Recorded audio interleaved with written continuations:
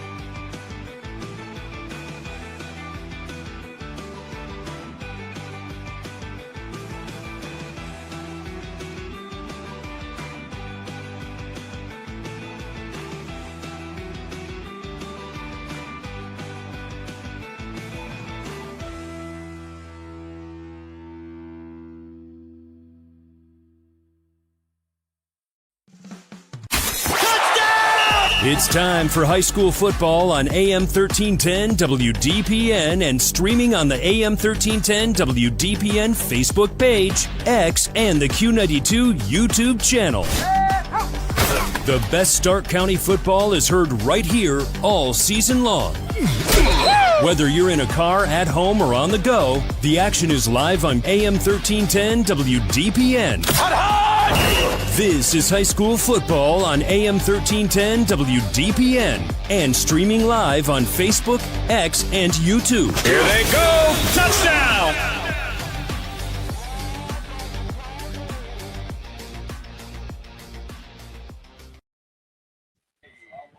Tonight's broadcast of high school football here on AM 1310 WDPN. There we. Oh, you know what? It helps if my mic's up. There you go. I had the wrong mic pod up. I'll bet Jake was freaking out back at the station.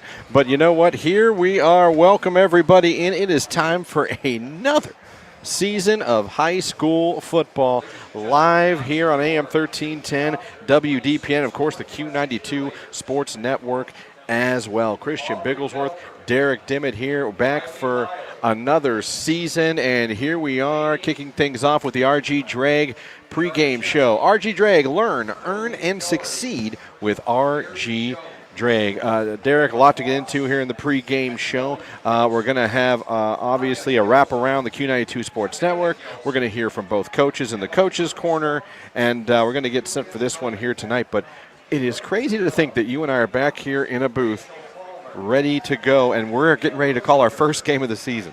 Right, yeah, it feels like school just let out a few weeks ago, and I'm sure the kids that are back in school agree with us. But, yeah, a beautiful night as it was all last year. Yeah. Just picture us out here in Canal Fulton. Got the tree line beyond the visiting bleachers across the way from us, the sun shining. It's very warm down there on that turf. You and I were both down there, caught up with the coaches. We'll hear from them here in a little bit. But great to be back here, and this is my fourth year. We won't say how long you've been at it. Yeah, too long. All 10.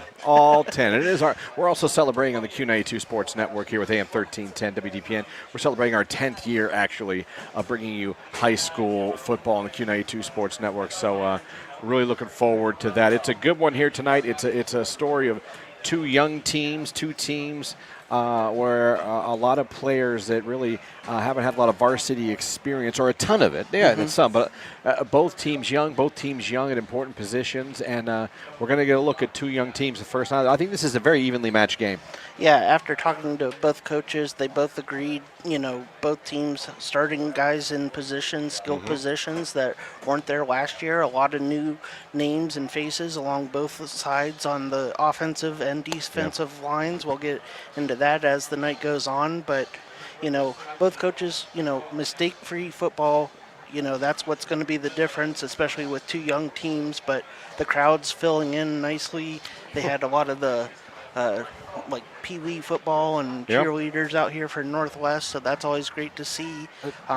Beautiful night. Speaking of which, the Northwest fans were ready to go at like 5 p.m. when we got here. Right, yeah, we had to wait in line to get in. And we came in, and normally we come in, 2 hours for a kickoff. I mean, people are already in their seats. Right, yeah. So it's an exciting night here. We're excited to bring it to you, and we can't wait for you to hear football all season long. High school football brought to you by the Sarshone Auto Group. Going to take our first break. When we come back for the first time of the year, we are going to go ahead and get our first press box preview. We're doing things a little different this year as far as letting you know what other games you can listen to on Q92radiosports.com, and of course on the Q92 YouTube channel, besides AM 1310 WDPN. And you're going to hear from all those games that we're covering tonight on the network. That is coming up next. This is high school football right here, brought to you by the Sarshone Auto Group. It's the RG Drake pregame show right here on AM 1310 WDPN. Looking for professional pilot car services you can trust? Call Cox Pilot Cars, proudly based in Alliance and certified nationwide. Whether you're moving oversized loads across town or across the country, Cox Pilot Cars delivers dependable, experienced escort services that keep your haul safe and compliant every mile of the way. Providing high pull, lead, and chase positions, they're ready for whatever the road requires. They're ready to roll. Cox Pilot Cars, Alliance proud, nationwide certified.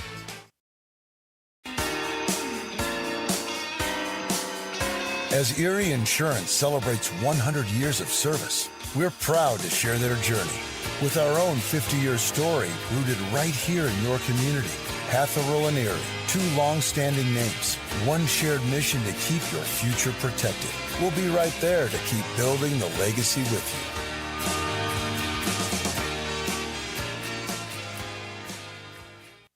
RG Drag, Stark County's premier career center, offers programs that prepares its students at the high school level for careers and continued education beyond high school. Upon completion, RG Drag students have an immediate opportunity to obtain a well-paying job in many exciting career fields. We offer everything from culinary, dental assisting, engineering, sports turf and landscape, welding, and so much more. Contact RG Drag to find a program and career that's the perfect fit for you. RG Drag, where careers begin.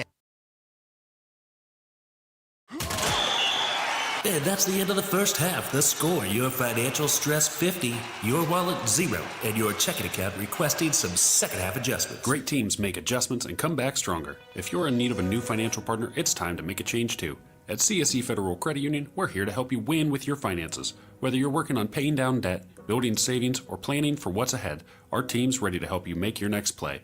Kick off your financial future at CSE Federal Credit Union and work with a team that delivers banking that means more.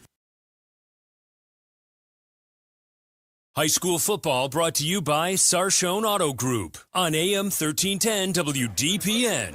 And welcome back to the RG Drag pregame show here on AM 1310 WDPN. High school football tonight is back. The Alliance Aviators will be taking on the Northwest Indians here tonight. What is an absolutely gorgeous night for high school football. All right, it's time now to let you know about all the other games that you can listen to on the Q92 Sports Network here tonight. Again, 7 games every Friday night between Q92, AM 1310, and, of course, the Q92 stream games that are on our YouTube channel, Q92 Radio on YouTube. Go subscribe right now. And also at Q92 Radio Sports.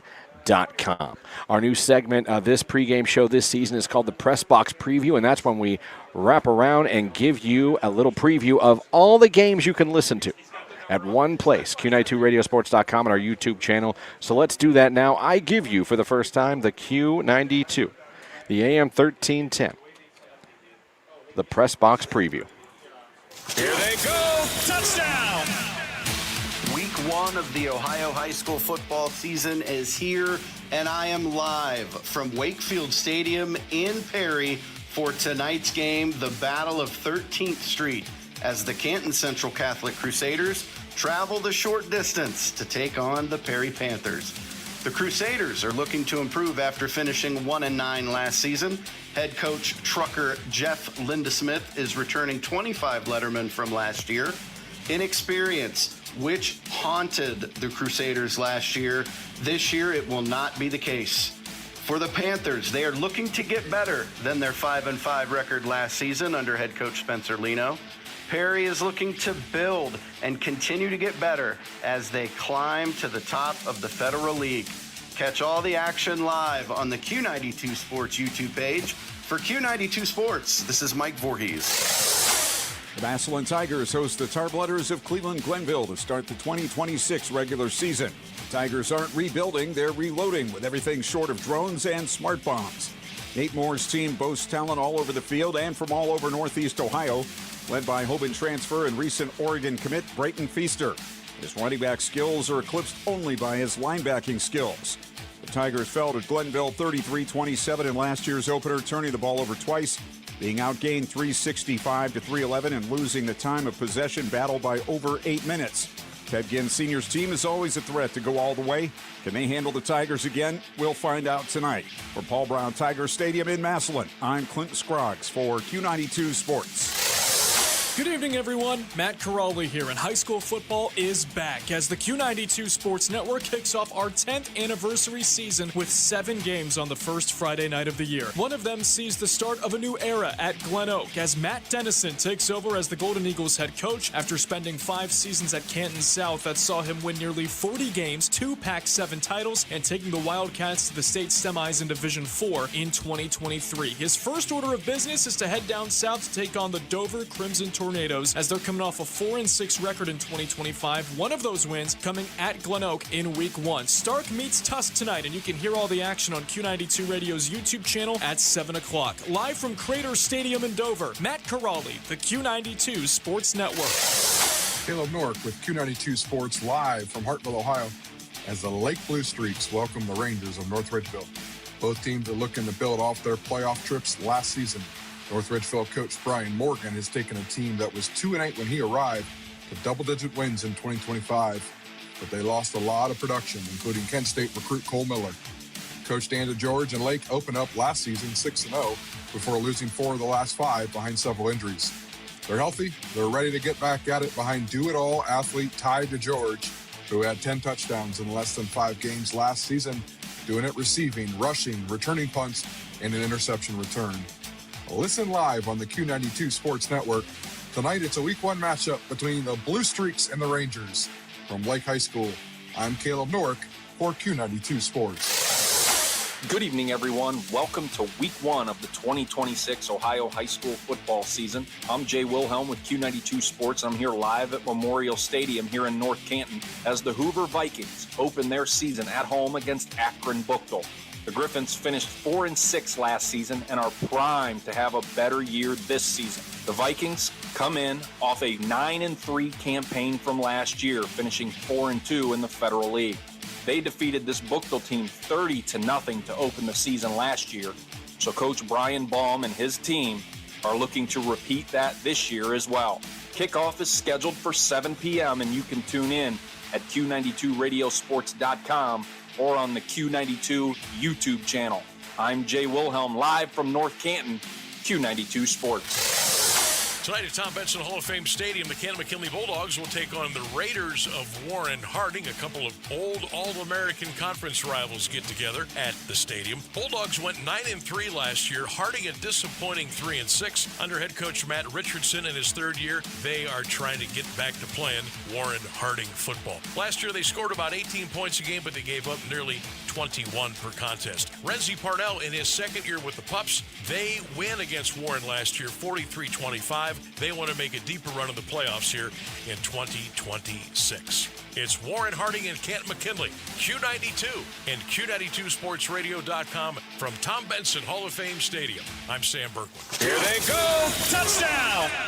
All right, there you have it. The first ever Q92 Sports Press Box Preview. That's a look around the network at all the games you can listen to on Q92radiosports.com and, of course, on the Q92 YouTube channel. Going to take a break, come back with more of the RG Drag pregame show. When we come back, it's time for the Coach's Corner. We're going to start off by talking to the head coach Goodman of the Alliance Aviators. That is coming up next. This is high school football brought to you by the Sarshone Auto Group right here on AM 1310 WDPN.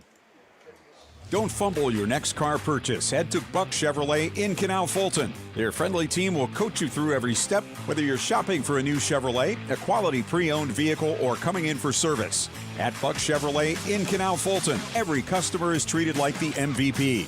Visit Buck Chevy in Canal Fulton. Call 330-854-2216 or start your drive today at buckchevy.com. Looking for professional pilot car services you can trust? Call Cox Pilot Cars, proudly based in Alliance and certified nationwide. Whether you're moving oversized loads across town or across the country, Cox Pilot Cars delivers dependable, experienced escort services that keep your haul safe and compliant every mile of the way. Providing high pole, lead, and chase positions, they're ready for whatever the road requires. They're ready to roll. Cox Pilot Cars, Alliance proud, nationwide certified. Tired of rising gas prices and the cost of vehicle maintenance? Let SARTA do the driving for you. Whether you're heading to work, school, shopping, or a doctor's appointment, SARTA offers safe, reliable, and affordable transportation throughout Stark County. Sit back, relax, and enjoy the ride while we handle the road. Plus, with convenient routes and easy trip planning, getting where you need to go has never been easier. Ride smart, ride SARTA. Visit sartaonline.com and get moving today.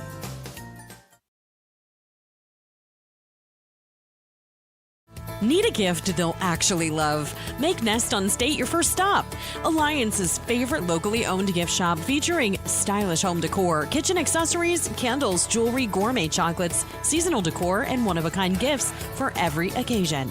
Whether you're celebrating someone special or treating yourself, you'll always find something unique. Stop by the Giant Eagle Marketplace. Nest is in the hallway next to Grinders. High school football brought to you by Sarshone Auto Group on AM 1310 WDPN. And welcome back to the RG Drag pregame show here on AM 1310 WDPN as we are getting set for tonight's game between Alliance and Northwest. Time to head over to the coach's corner. We're going to start off with the road team here tonight.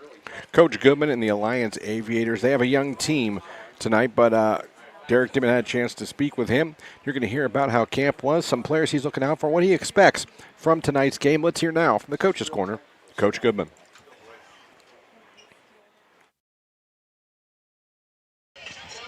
Coach Goodman, week one of the 2026 season, coming here to Northwest, two young teams. What's something that you kind of preached on in the lead up to this week about, being a young team, going on the road, week one, keeping the emotions in check? Yeah, we just really talked about, doing your job. Don't play outside of yourself, doing your 111th, trusting your ability and trusting your teammates' abilities. And for a lot of these guys, yeah, they're young and it's their first varsity experience, but they've been playing football since they were in second grade. So that's the big thing is don't treat it like any other game. It's still football when it boils down to it. It's a varsity football game. So you got to play a little bit faster, a little bit more intense, but you've been playing this game since you were about 8 years old. With a young team, who are some maybe veteran leaderships that you're looking to kind of step into that role that maybe they didn't have to last year when you had a J.R. Jackson and Rayvon Hawkins and others? Right. At our skill positions, Cash Brisker and Breon Edwards are two returning starters. They're going to play offense and defense for us. Those guys are going to lead the way for us and bring those young guys along. On the offensive line, Gavin Offill's our one lone returning starter, and he's done a great job getting everybody else ready. He'll be our guy that we'll run the ball behind, and we'll trust him protection-wise. The defensive side of the ball, Jaden Lott and Brody Fast. Those two guys. Jaden Lott is a force in the middle. Brody Fast, our middle linebacker, who's been all over the field. Unfortunately, he's hurt right now, but he's basically been an additional coach on the field for us in practice this week. So all those guys coming back as seniors and helping those seniors last year have really done a great job of leading for us. Then with it being week one, not a lot of tape to go on, but in the lead up here versus Northwest, what's something that maybe you saw that you're maybe looking to exploit here tonight? Yeah, I think, like you said, we're both similar. We both lost a lot in our own D-line. So I think whoever can win the line of scrimmage is really going to put themselves at an advantage. I know Coach DeMarco has gone on record saying he's got 2 or 3 sophomores on the offensive line, so hopefully we can win that defensive line battle for us. And on the flip side, offensive line, if we can establish a run game, our offense kind of flows off our run game. So if we can get them moved up front on offense, it helps our offense tremendously. All right, Coach, thank you, and best of luck tonight. Yeah. There you go. That is Coach Goodman of the Alliance Aviators. Going to take a timeout. We come back. We're going to stay in the coach's corner and let you hear from the head coach of the Northwest Indians. That is Coach DeMarco. We'll talk to him next. It's the RG Drake pregame show, Alliance and Northwest, coming up right here on AM 1310 WDPN. Don't fumble your next car purchase. Head to Buck Chevrolet in Canal Fulton. Their friendly team will coach you through every step, whether you're shopping for a new Chevrolet, a quality pre-owned vehicle, or coming in for service. At Buck Chevrolet in Canal Fulton, every customer is treated like the MVP. Visit Buck Chevy in Canal Fulton. Call 330-854-2216 or start your drive today at buckchevy.com.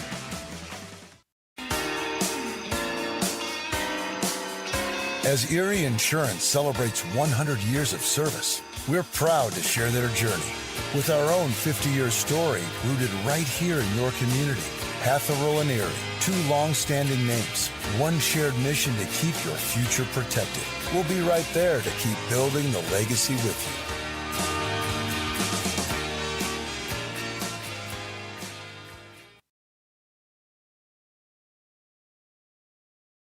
For 50 years. years, Canton Christian Home has empowered seniors to live life fully through compassionate housing, assisted living, and skilled nursing care. Join us for our upcoming Swiss steak dinner September 19th and special 50th anniversary events this fall. Visit CantonChristianHome.org for more details. Every donation supports quality care and residents facing financial hardship. To learn more, schedule a tour, or support our mission, call Lauren Cook at 330-430-5145.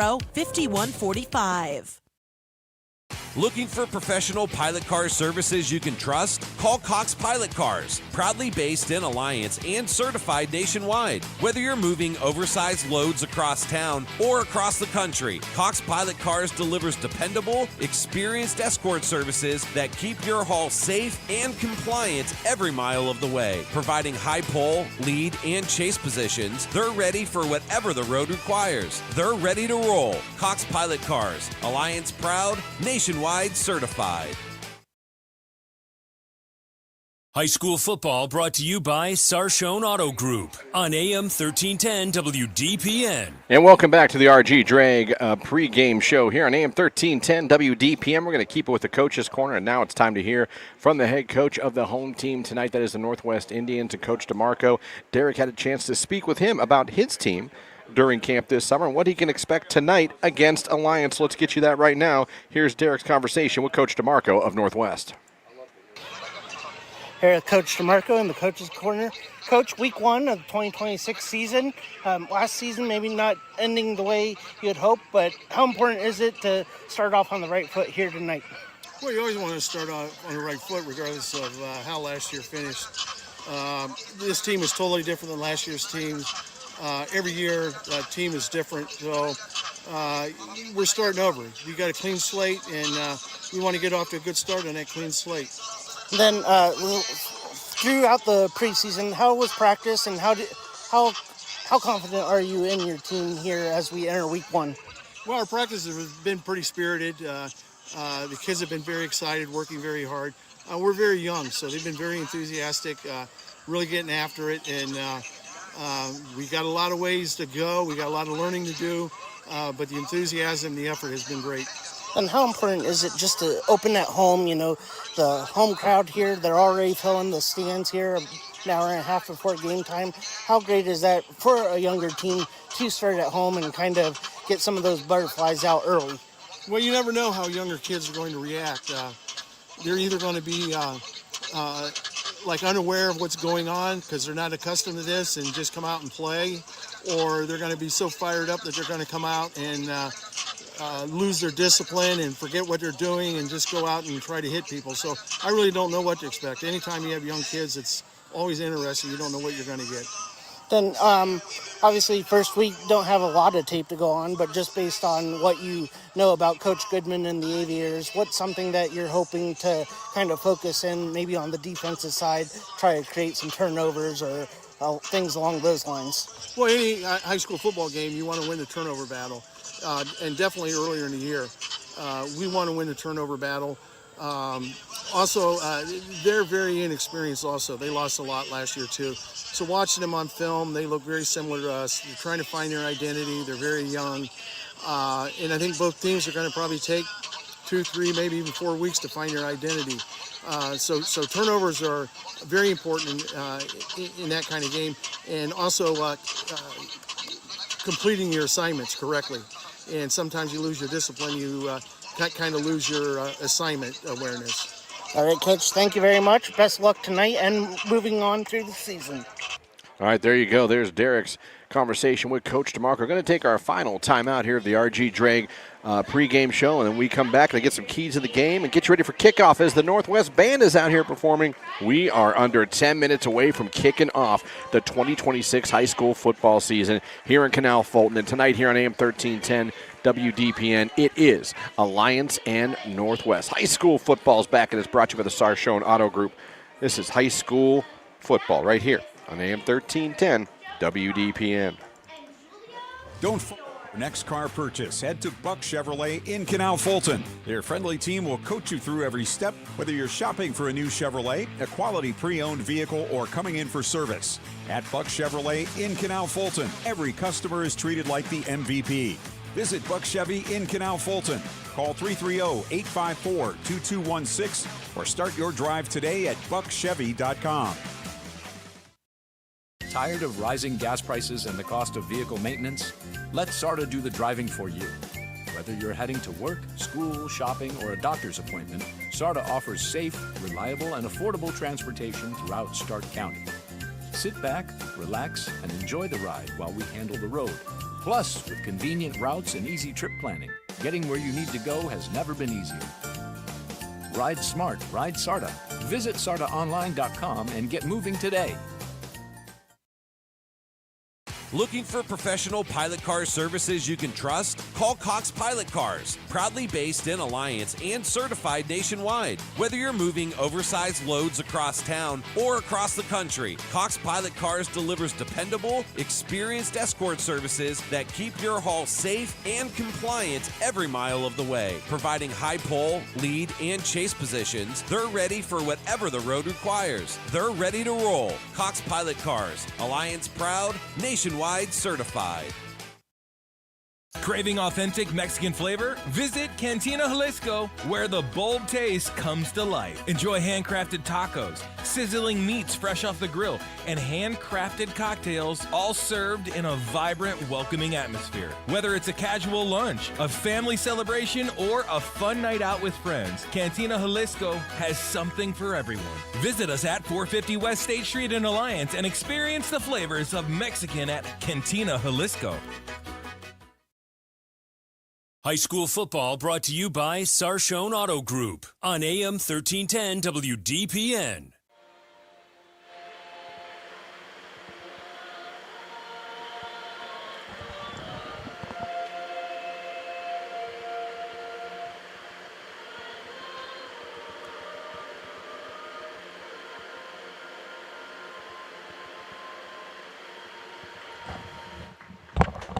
All right, and that was the national anthem being performed by the choir here at Northwest with help from the band. And boy, you hear some fans are ready to go. Yeah. As we are done now with the RG Drag pregame show, and we are getting set to bring you some high school football here on Northwest and Alliance. And we talked about it a little bit, and then we heard it from the coaches. Derek, tonight, I think the story of tonight's game is going to be two young teams and a battle of the trenches, and to see which team's young players step up and play a better game tonight.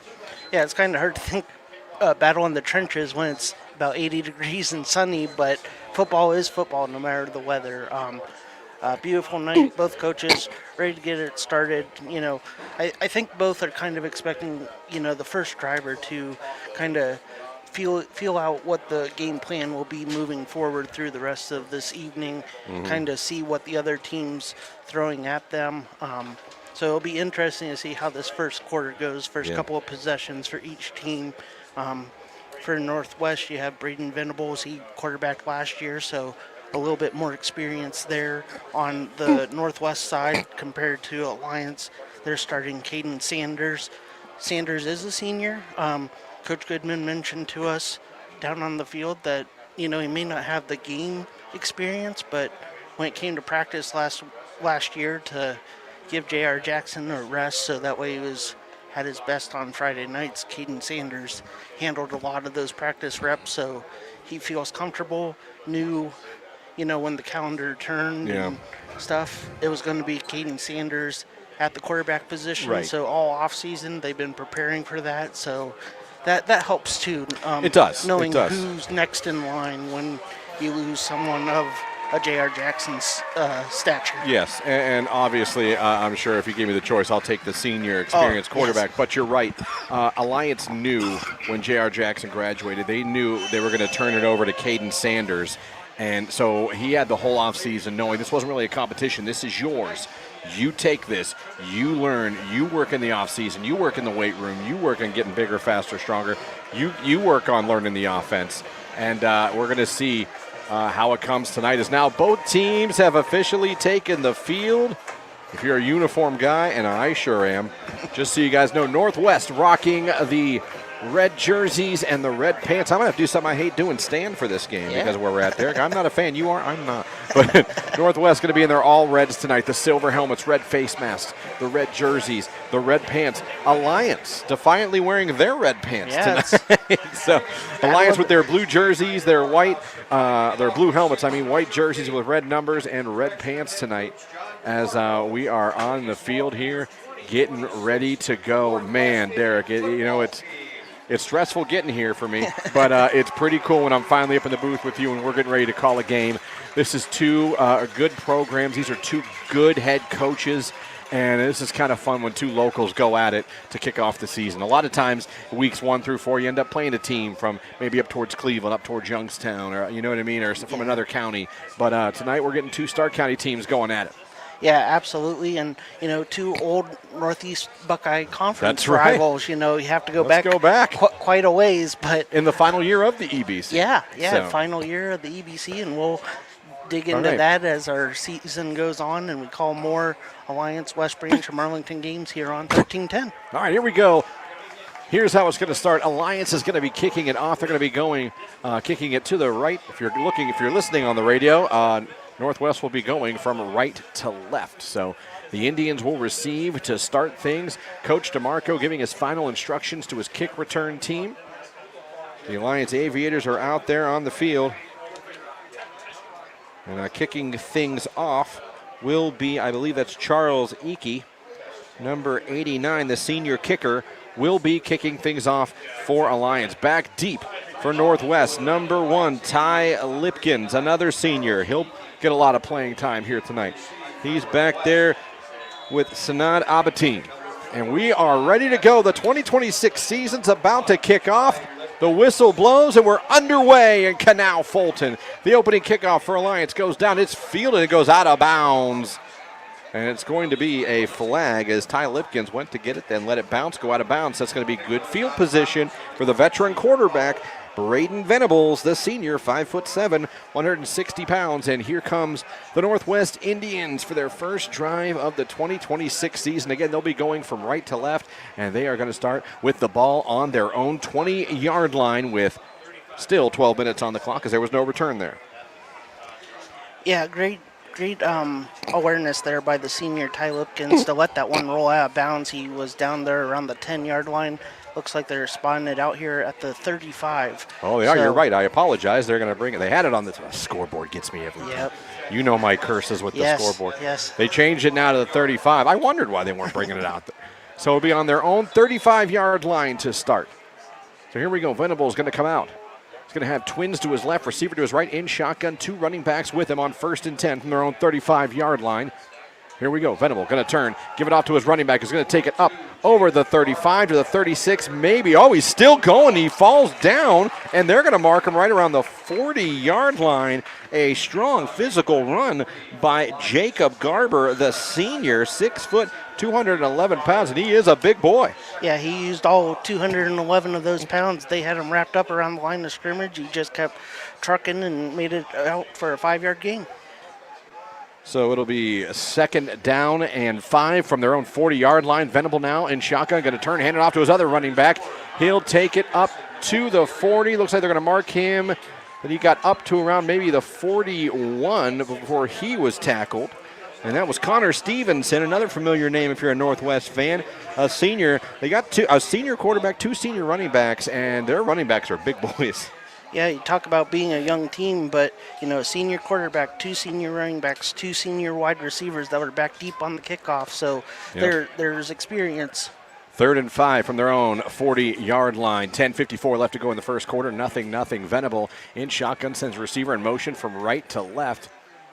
Now he takes the snap, turns, cuts a hand off to the running back, up over the 44, right to the 45, right at the first down marker is where they're going to mark it, and they're going to say first down as Jacob Garber with another run.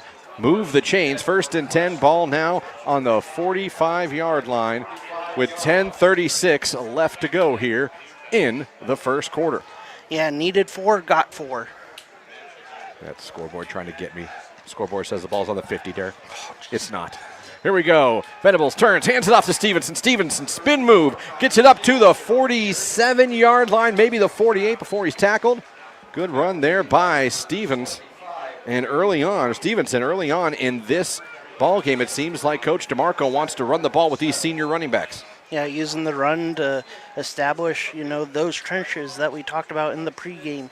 You want to establish that line of scrimmage, and when you have a senior running back like Connor Stevenson, feed him, and he's been a workhorse thus far. 9:50, clock running, 2nd down and 8 from their own 48-yard line. Venables in shotgun, going to hand it off again, and this time Alliance gets him behind the line. He's going to be backwards, probably a loss of 2 on that one, as that time nowhere to go by Jacob Garber for Northwest. 3rd down and just about 10 with 9:31 left to go here in the first quarter. Yeah, big stop there by the Aviator defense, brings up the 3rd down and long. Let's see if Northwest goes to the air for the first time tonight. 9:18, clock running. It's 3rd down and 9 for Northwest. Ball on their own 46-yard line. Venable hasn't thrown the ball yet. Will he finally here? Venable and shotgun. Twins left, receiver to the right. Venable back to pass. It's an RPO. He's rolling out to his right. Looking, being chased, still looking. Throws across his body towards a receiver, and they're going to throw a flag, as that ball was going to be incomplete, but the receiver, and that was Ty Lipkins, was clearly interfered with down the field there, Derek. Yeah, that's one that Coach Goodman's going to bring up next week in tape, because that one was about 3 or 4 yards behind the receiver, but the defensive back grabbed hold of the shoulder pad and yanked him to the ground still. So it'll be an automatic first down for the... Oh, we got a couple flags here. Oh, we got multiple, so we're going to have to wait and see. I think we have an ineligible down. Yeah, so they'll offset and they'll replay the down. So forget that play happened. Offsetting penalties. So we are going to play 3rd down again. So 3rd down and 9. Ball on their own 46-yard line. 9:01 left to go in the first quarter. It's 0-0. Northwest and Alliance here on AM 1310. It's high school football, brought to you by the Sarshone Auto Group. So we'll do it again. 9:01 left to go in the first quarter. 0-0. Northwest has it 3rd and 9 on their own 46-yard line. Here we go. As a late player coming out, that is Mason Hanna for Northwest. They're going to come out in the same formation. Twins right, receiver to the left, 2 running backs on each side of Venable in shotgun. Here comes the receiver in motion from right to left. Venable, turn. Going to hand it off to the running back, who's going to take it up over the 45. Still fighting. He'll fall down, and he'll get it back up to the 48-yard line. So really only a gain of 2. 8:50 clock running, and now it's 4th down and 7, and it looks like Northwest is going to punt. Yeah, after showing the pass last time, Coach DeMarco tried to go back to the ground, hoping to pick it up. Was able to pick up the 2 that they lost on 2nd down, but brings out the punter. So Northwest will punt. Jacob Garber, the running back, will be punting it. Back for Alliance is the veteran, Cash Brisker. Big fan of him. Here comes the kick. It's going to be fielded around and fair caught, right around the 20-yard line. We'll see if that's exactly where they mark him.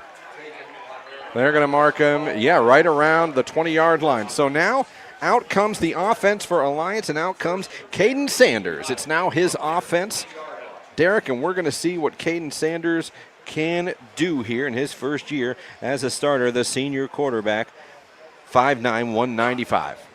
Yeah, we saw Coach DeMarco, even though Venables has starting experience, still come out and try to establish the run. Let's see how Coach Goodman and the Aviators offense come out. All right, there's 8:14 left to go in the first quarter. 1st and 10 on their own 20-yard line. Sanders in shotgun. He's got 2 running backs on each side of him. Sanders calls his own number here on 1st down, takes up over the 20, up over the 25, still going, flag back as Sanders takes it all the way up to the 46, but we have a flag all the way back at the 18, and you know what that means when the flag usually lands behind the line of scrimmage. Yep, they're marching back. So we'll wait for the official, but it looks like a holding on Alliance, and that's a shame because that was a nice opening run by Caden Sanders. Holding on Alliance.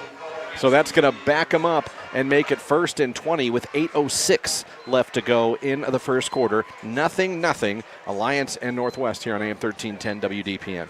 Coach Goodman mentioned only 1 returning offensive lineman that played regular time last year. So a lot of young guys up front there. One got a little too handsy there on that run play. So here we go. Now it's going to be 1st down and 20 for the Aviators. Ball on their own 10-yard line. So here we go.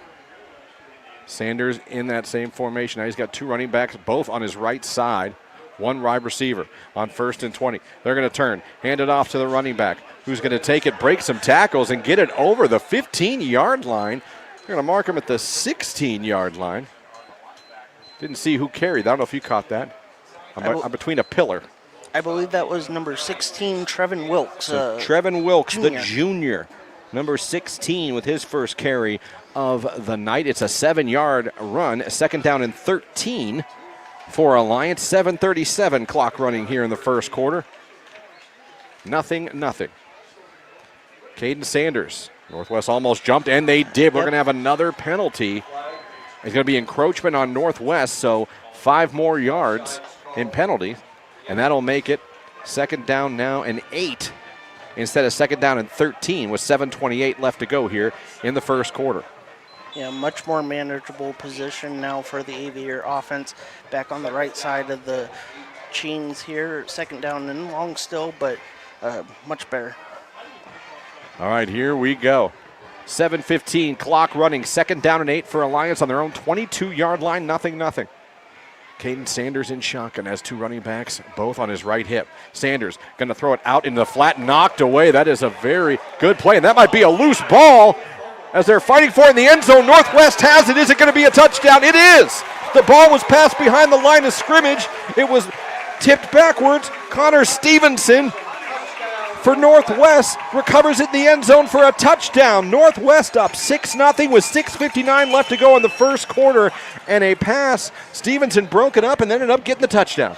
Yeah, Stevenson broke through the line there, got a hand on it just enough to knock it away, and as it rolled closer to the goal line, no whistle, so he ran after the ball, scooped it up, only had to go about another yard or two, finds pay dirt for the first touchdown of this game.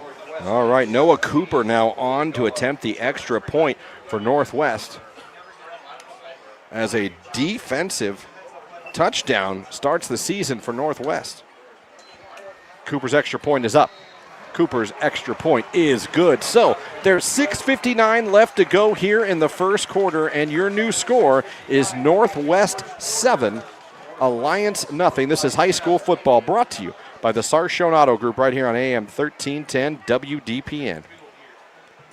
Protect your vehicle from Ohio roads, salt, and harsh winters with E4 undercoating. Professional undercoating helps stop rust and preserve your vehicle's appearance and value for years to come. E4 uses fluid film but also offers custom wheels and tires, custom headlights, WeatherTech products, and AmSoil products. Visit E4 Undercoating at Uptown Auto and Alliance, E4 Undercoating in Carrollton, or call 330-614-5693 or online at e4autosolutions.com. We spray them heavy.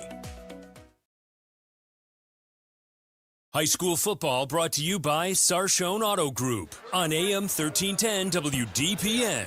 Well, we have our first score of the season for us here, and it is a defensive one. Derek, as the defense for Northwest, gets a deflection on a pass behind the line of scrimmage, recovers it for a touchdown by Stevenson in the end zone, and it's 7-0 Northwest on top with 6:59 left to go in the first quarter. Alliance about to get the ball back. Then after the kickoff, we'll have some scores from the Sardis scoreboard. We'll get you updated with the Sardis scoreboard coming up, just like you said. So here we go. The kickoff from Northwest. It's going to be sailed and received around the 9-yard line by Brisker, who almost fell down. Now he's back up over the 20, still on his feet. Cuts back, gets over the 25, the 26, over to the 30, still going. Falls down over the 35 to the 36-yard line. Cash Brisker running like a madman, and to be honest, I'd expect nothing less from Cash Brisker. That man plays defense even when he's got a football in his hand. He wants to hit somebody. Yeah, whether it's a gridiron or the hardwood, Cash Brisker is an exciting talent to watch, and he just showed it there. Wow. Real quick, though, before the Aviator offense comes on the field, some Sardis scoreboards across the Q92 Sports Network. Hoover up 8-0 over Buchtel and Perry in the Battle of the 13th Street in Canton. 7-0 over Canton Central Catholic. All right, 6:46 left to go here in the first quarter. Alliance has the ball again. It's 1st and 10 on their own 36-yard line. Caden Sanders out for his second. possession here for Alliance. Going to turn, hand it off up the middle to the running back who takes it up to the 40, and that is Trevin Wilkes again, who runs the ball up to about the 40-yard line. That'll make it 2nd down and 6 from their own 40-yard line. 6:33 clock running here in the first quarter. Northwest is up 7-0 here on AM 1310 WDPN. And early on, it does seem like both teams want to try to run the ball, Derek. Yeah, both teams having some success on the ground, not so much through the air yet. Sanders, 2nd and 6 from his own 40-yard line. 6:13 left to go in the first. He's going to call his own number around the left side again. He's going to take a hit, fall forward, though, and he'll get it up to the 43-yard line, it looks like, or close to the 43-yard line. That'll bring up 3rd down and 3 for Alliance on their own 43-yard line. We're under 6 minutes to go, 5:55 clock running here in the first quarter here. A very manageable 3rd down here for the Aviators. You just want to have positive momentum after giving up the big turnover and score to the Indians. All right, here we go. It's 3rd down and 3 for Alliance on their own 43-yard line. 5:35 left to go here. And we have another penalty, and let's see what this is going to be, a false start on Alliance. So back them up 5 yards. That'll make it now 3rd and 8 from the 38-yard line, I believe, when they mark off the penalty. 5:30 left to go. We're seeing penalties early on by both teams here, Derek, and that's something I think you're going to have to expect with two young teams. Yeah, the pre-snap penalties, the juices are flowing. The first, real game, you have a few scrimmages during the preseason portion, but first Friday night lights for a lot of these young athletes, so you can see the anticipation a little bit more than normal. 3rd and 8, ball on the 38-yard line. Back to pass, looking, throws it towards the sideline as incomplete, was looking for Brayon Edwards. Little contact towards the end there, but I think they thought the pass was uncatchable by Caden Sanders, and that's going to make it 4th and 8 from their own 38-yard line. 5:01 left to go in the first quarter, and now Alliance will send out their punt team. And actually, the punter for Alliance looks like to be their quarterback. Caden Sanders, I believe, is back there, if I'm correct, to punt that. So he'll be doing the punting as well. Trying to see back deep for Northwest who that is. I believe that's Venables. Venables, the quarterback, back there to return the punt. Here comes the punt by Sanders. It's a decent punt. It's going to hit around the 35, take a good bounce. Sanders will pick it up and go out of bounds around the 26, maybe the 27-yard line. We'll see where they mark it off. They are going to go to the 26-yard line. So that is where Northwest will take back over, and that's where Venables and this Northwest offense will come back out with a 7-0 lead. 4:54 left to go in the first quarter. It's 7-0. Northwest over Alliance here on AM 1310 WDPN. I want to thank everyone watching. If you're watching on YouTube, the Q92 YouTube channel, where we have all 7 of our games live every Friday night. Go there and subscribe so you know when we go live with a sports broadcast. If you're listening watching and listening on the AM 1310 Facebook page, and of course on your radio, AM 1310 WDPN, on the new Q92 Radiosports.com. All right, 1st and 10 from their own 26-yard line. Venable turns, going to hand it off to his running back. That is Garber, who takes it up from the 26 to maybe the 28-yard line. Maybe a gain of 2 there as 4:40 clock running here in the first quarter. Northwest up 7-0. It's 2nd down and 8. That was a 2-yard gain. So Venable getting them lined up again here. Matchup between the EBC and the Pac-7 to start off your season. Clock running, 4:20 left to go in the first quarter. It is 2nd down and 8 from their own 28-yard line. Venable in shotgun. It's got the 2 running backs, 1 on each side. Venable takes the snap, going to hand it off to Stevenson. Stevenson takes it up over the 30, pushes forward. They'll give him the 32-yard line. So that should be a gain of 4 for Stevenson. Alliance getting a steady diet of Stevenson and Garber here early on in this football game. Yeah, definitely using the run to try to open up the pass, and Venables and the Indians, they have 2 very tall wide receivers lined up on the outsides. They're Lipkins, 6'3", and then also Albertine, also 6'3". 3rd and 4 from the 32-yard line. 3:36 left to go. They're going to turn, hand it off to Garber. Garber trying to get to the first down. He'll get it up to the 35. They'll mark him down right at the 35, and he'll be short with 3:26 and clock running here in the first quarter. That's going to bring up 4th down for Northwest. 4th down and a short one, and it looks like DeMarco's going to send the punt team out again. So early on in the first quarter, punters are busy. And again, these are two young teams, Derek, especially in the trenches. Yeah, I think with a more veteran team, you may go for it here despite being on your own side of the field. But it's early, wants to play the field position game here. All right, Garber back to punt for Northwest. Cash Brisker back to return it. He's going to let it bounce. It's going to take a little bit of a Northwest bounce, and it's going to settle down and die right at the 28-yard line. So that's where Alliance will take back over on their own 28-yard line with 2:45 left to go here in the first quarter. It is 7-0. Northwest on top of Alliance. So we get you some other scores. Start a scoreboard here. Perry 7-0 over Canton Central Catholic. 8-0 Hoover over Buchtel. 7-0 McKinley over Harding. We'll get to some other scores from around the area as we go on here tonight. So here comes the Aviators offense and Caden Sanders back out here with 2:45 left to go here in the first quarter. Ball on their own 24.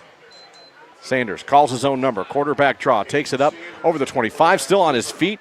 Gets it up towards around the 28 is where they'll mark him down. Should be a gain of 4 on first down with 2:34 and clock running here in the first quarter.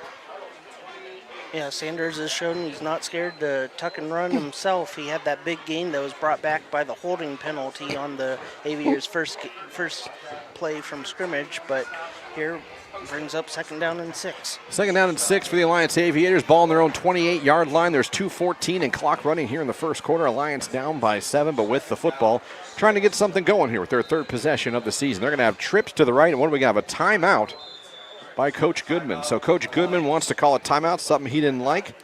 He's going to talk it over with his team. We are going to take a break. 2:05 left to go in the first quarter. Northwest up 7-0 over Alliance here on AM 1310 WDPN.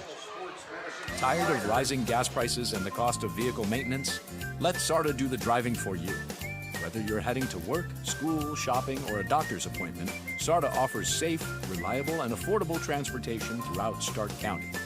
Sit back, relax, and enjoy the ride while we handle the road.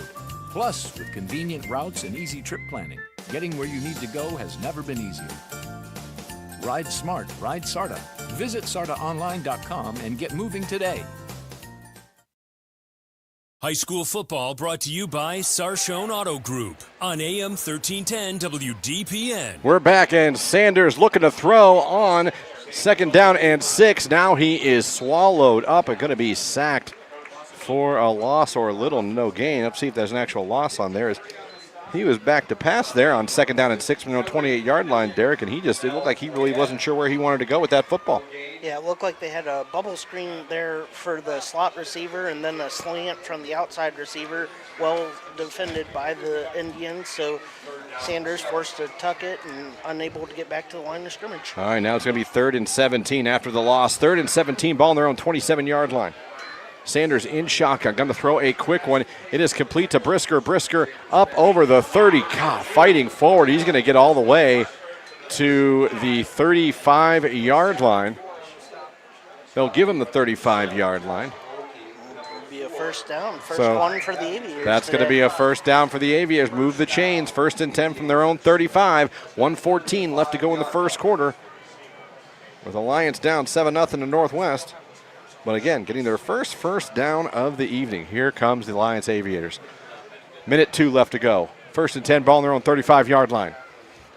Sanders in shotgun. Sends a receiver in motion, but the tight end moved. Another procedure penalty on the Aviators. That's going to back them up 5 yards. It'll be 1st and 15 from their own 30 with 54 seconds left to go here when we resume play. So penalties really hurting Alliance early on.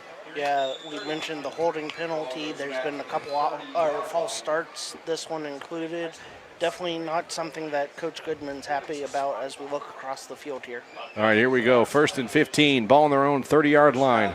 40 seconds left. Sanders, they're going to try a jet sweep to Cash Brisker. He's going to cut it back inside. Brisker caught, and he'll get back to the 30, maybe the 33-yard line he'll get to. So a gain of 3 on that end around to Cash Brisker, who cut it up inside. That'll make it 2nd down and 12 from their own 33-yard line. 21 seconds left to go here in the first quarter. 7-0 Northwest over Alliance. Most likely will be the last play of the first quarter if they even run it. So here we go, 2nd and 12 from the 33-yard line. 5 seconds left. Sanders in shotgun. Will he get this play off? He will. Sanders going to turn, fake the handoff, throws it across the middle, was looking for his receiver on a slant, was looking for Brayon Edwards. Incomplete, and that will take us to the end of the first quarter. We have played 1 quarter of football, and your score, Northwest is up on Alliance 7-0. This is high school football, brought to you by the Sarshone Auto Group right here on AM 1310 WDPN. Northeast Ohio knows football, and Sarshone Auto Group knows Northeast Ohio. As an official partner of the Cleveland Browns, Sarshone Auto Group serves our community with the best selection and the best service. From Ford, Chevy, Chrysler, Dodge, Jeep, Ram, and more. From the toughest trucks to the SUVs that fit your family. Sarshone Auto Group, an official partner of the Cleveland Browns, and the place where Northeast Ohio comes to drive. Visit sarshone.com. Tired of rising gas prices and the cost of vehicle maintenance? Let SARTA do the driving for you. Whether you're heading to work, school, shopping, or a doctor's appointment, SARTA offers safe, reliable, and affordable transportation throughout Stark County. Sit back, relax, and enjoy the ride while we handle the road. Plus, with convenient routes and easy trip planning, getting where you need to go has never been easier. Ride smart. High school football brought to you by Sarshone Auto Group on AM 1310 WDPN. 3rd and 12 for Alliance. Ball on their own 33-yard line. Sanders going to run it himself over the 40. He fumbles the ball, and Northwest recovers it. That is number 4 for Northwest, Sanat Abatine. And Sanders going for the extra yards on 3rd and 12. Coughs the ball up, another turnover, and Northwest in business now in Alliance territory. It's going to be 1st and 10 for Northwest on the 42-yard line of Alliance. Yeah, the first time either team has been on the other side of the 50-yard line. Sorry about that. But yeah, great defensive stop there by the Indians here. And 1st down in Aviator territory. Here we go. Now Northwest going left to right. They have it in Alliance territory offensively for the first time today. 1st and 10, their own 42-yard line. Venable in shotgun, going to send the running back out into the flat. Venable almost fumbles the snap, steps up. He's taking a shot downfield, has a receiver, and it's a jump ball, and it is caught inside the 20. It's going to be all the way down to around the 14, maybe the 13-yard line. Ty Lipkins goes up and gets that ball, and here we go. Northwest is in the red zone. I believe they're going to mark it down to the 13-yard line. 29-yard gain there on the first pass for the Indians. Northwest. Venable now, 1st and 10 from the 13-yard line. Venable in shotgun, turned. Going to hand it off to the running back who takes it down inside the 10. They're going to mark him down at the 6-yard line, I believe, and that is Josh Golke. Number 7, the junior, that's his first carry of the evening. The junior. So Golke now takes it for a gain of 6. 11:15 left to go in the first half. Clock running. Northwest still going quick now. They hand the ball off to the running back. That is Garber. Garber is going to fight it down, and the ball's loose, and now Alliance has it. And they're returning it all the way to the 30, up to the 32-yard line. Fumbled and recovered by number 4 for Alliance. Damier Jones, the senior, 3rd turnover of the ball game, 1st of the night for Northwest. And what do we have back here around the 5-yard line? Injured player for Alliance? Injured player for Alliance. He's got his helmet off. Hopefully it's nothing major. So Garber fighting for the extra yards, fumbles the ball, and Alliance picks it up. Damier Jones, the senior, and Alliance gets the ball back on the turnover, and they're going to have it 1st and 10 at around the 33-yard line. So how about the defense for the Aviators stepping up and making a play they had to make there? Yeah, it looked like the Indians, after that big catch, was going to have an opportunity to extend the lead, make it a 2-score game, but the Aviator defense, he didn't even strip the ball. He just ripped it right out of his hands and then was on his way up the field. He made it out over to the 30.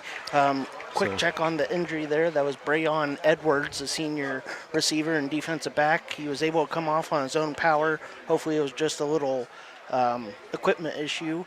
He's holding his helmet, so hopefully they're able to get that looked at and get him back out there. Boy, it really seemed like Northwest was going in for a score on that drive, Derek, to make it a 2-score lead. As it stands, it stays 7-0 with exactly 11 minutes left to go in the first half. Northwest up 7-0, but here comes the Alliance Aviators back on offense with Caden Sanders. First and 10 from their own 33-yard line. Sanders going to turn, hand it off to the running back, takes it up over the 35, falls forward to maybe the 37-yard line. And that is...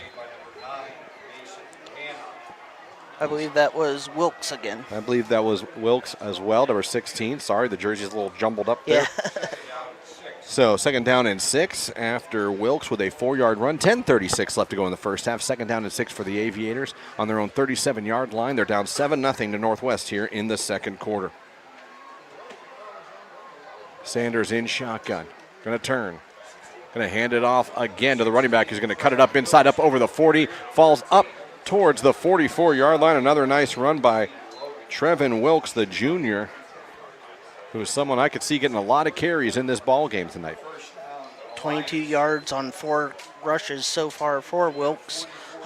First down for the Aviators here as they make their way towards midfield. 1st and 10 from their own 44-yard line. 10-11 left to go in the first half. Alliance down 7-0, but with the football going from right to left. Sanders getting everybody set. 1 receiver to the left. He's got the 2 running backs, both shaded to his right side. Sanders takes the snap, going to turn, hand it off to Wilkes again. Wilkes will take it up over the 45, up to the 47 it looks like. So give him about 3 yards on that carry. As the Aviators trying to get their first score of the ball game. It looks like Wilkes limping a bit, not coming out of the game or anything, but seems like those those hits, as they add up. Yeah, Derek, they can hurt a little bit. It looks like he's trying to shake off a hit or two. Yeah, absolutely. They start wrapping up the legs and guys start falling on you as you're going down. It starts to add up even early on in the season, but Alliance having their best offensive drive of the game thus far. 2nd and 7 from their own 47-yard line. 9:13 left to go. Sanders going to call his own number, and he's going to get hit back at the 45-yard line. That was a big hit there for Northwest. That was number 20, Kane Watson, the senior, coming up with the hit, and that's going to make it 3rd and long for the Aviators. 3rd and 8 now from their own 46-yard line. 8:53 left to go here in the first half. Big 3rd down here for the Aviators, trying to keep this momentum off of the turnover going. Here we go. 3rd down and 8 for Alliance on their own 46-yard line. Twins left, receiver to the right. He's got the 2 running backs back there with him as well. He's got Wilkes and Markel Williams back there with him. Sanders back to pass, throws it out towards the flat, off the fingertips of Cash Brisker. It falls incomplete, and that'll make it 4th down and 8 for the Alliance Aviators. And we'll see what Coach Goodman wants to do, as he has it on his 46-yard line. He is near midfield, and I don't see the punt team racing out there. But then again, don't forget, the quarterback, Sanders, is the punter as well. Yeah, we see a lot of times at the high school level some of those pooch punts when the quarterback is their punter as well. All right, so 4th and 8. Looks like they're going to go for it right now. Oh, I just saw a signal come in, and now Sanders is going to back up to punt the ball. So that's exactly what they did. Sanders to punt the ball. It is blocked. It's going nowhere. It falls down. It's recovered by Northwest at midfield. And a good play by special teams. I don't know if that was blocked or he just didn't really get a good kick on it. But regardless, Northwest now 1st and 10 at midfield. Yeah, it almost looked like it went off of his shin instead of his foot there, but only went about 4 or 5 yards. Luckily for Northwest, it hit off a guy, but he was able to catch it and go to the ground because it would have been a live ball had he touched it. And we're in the second quarter now. 8:20 left to go in the first half. 1st and 10 for Northwest on the 50-yard line, up 7-0 here on AM 1310 WDPN. Venable going to turn, hand it off to the running back, who takes it inside the 50, down to the 45, and he'll be tackled all the way down around the 42-yard line. That was a nice run again by Josh Golke, the junior. who got a carry in the last possession for Northwest and is getting another one here. So both teams want to establish the run. And that is why we have kind of right now a quick moving first half. Under 8 minutes to go. 2nd down and 2 from the 42-yard line. Northwest in Alliance territory. Venable takes the handoff. Fakes it. It's an RPO. He's going to keep it himself. Inside the 40. Inside the 35. Goes out of bounds right around the 32-yard line. Good run by Venable. That'll be enough for a first down for Northwest. Move the chains with the clock stopped. 7:41 left to go in the first half. Northwest up 7-0, and they have it now 1st and 10 on the Alliance 32-yard line. Have a few quick scores from the scoreboard here after this play. Venable on 1st and 10. Ball on the 32-yard line of Alliance. Venable turns. Going to hand it off to the running backs. Golke again inside the 25. Good run. Mark him around the 24-yard line. Josh Golke, the junior, kind of a change of pace running back from the two big guys, is Garber and Stevenson, and he's having some good runs here in the second quarter. Yeah, Garber and Stevenson more of the ground and pound, and then Golke's come in and kind of been that lightning strike for the offense. Here we go, 2nd and 2 from the 24-yard line. Golke goes out in motion. Now they're going to turn, hand it off to Stevenson. Stevenson inside the 25, down to around the 21-yard line. For a gain of 3. Alliance is saying they have the ball. I think the officials are saying, no, you don't. Yeah, first down for the Indians here. 1st and 10, ball on the 21-yard line. Have Hoover up 15-0 over Buchtel, McKinley up 7-0 over Warren, and Massillon up 14-6 over Glenville. There's your starter scoreboard update. 6:48 left to go in the first half here. It's 1st and 10, Northwest on the 22-yard line of Alliance. Venable in shotgun. He's got twins to the right, receiver to the left. Venable sends a receiver in motion from right to left. Venable going to turn, going to hand it off to Stevenson. He is going to be hit and tackled. Oh, he passes it back to Venable. Venable looking for somewhere to run. He's just going to fall down. Business decision. And he'll go back to around the 32-yard line. Great play defensively there by the Aviators to not only stop the run, but when the running back tossed it back to Venable to get back there and make sure Venable didn't get loose. Right, yeah, that was a play that was going nowhere for the Indians. Tried to flip it back to the elusive Venables. He tried to roll out to his right there and make something happen, but as you mentioned, a smart decision by the senior to just go down and live to play another down. 6 minutes and clock running left to go in the first half. Northwest now has it 2nd and 19 on the 31-yard line of Alliance. Venable, play action pass. Oh, he was hit so hard the ball's loose. Alliance with the recovery. It's going to be 1st and 10 Aviators. The recovery by Dylan Stevenson, and what a hit Venable took there, Derek. Yeah, number 7, Lionel Johnson, the senior. He came untouched off the blind side there, and he rocked Venables, and that ball shot right out of his hand. Big momentum swing for the Aviators. That is 2 times now in this half, Derek. Northwest has had the ball deep in Alliance territory, and the Alliance defense has gotten a turnover.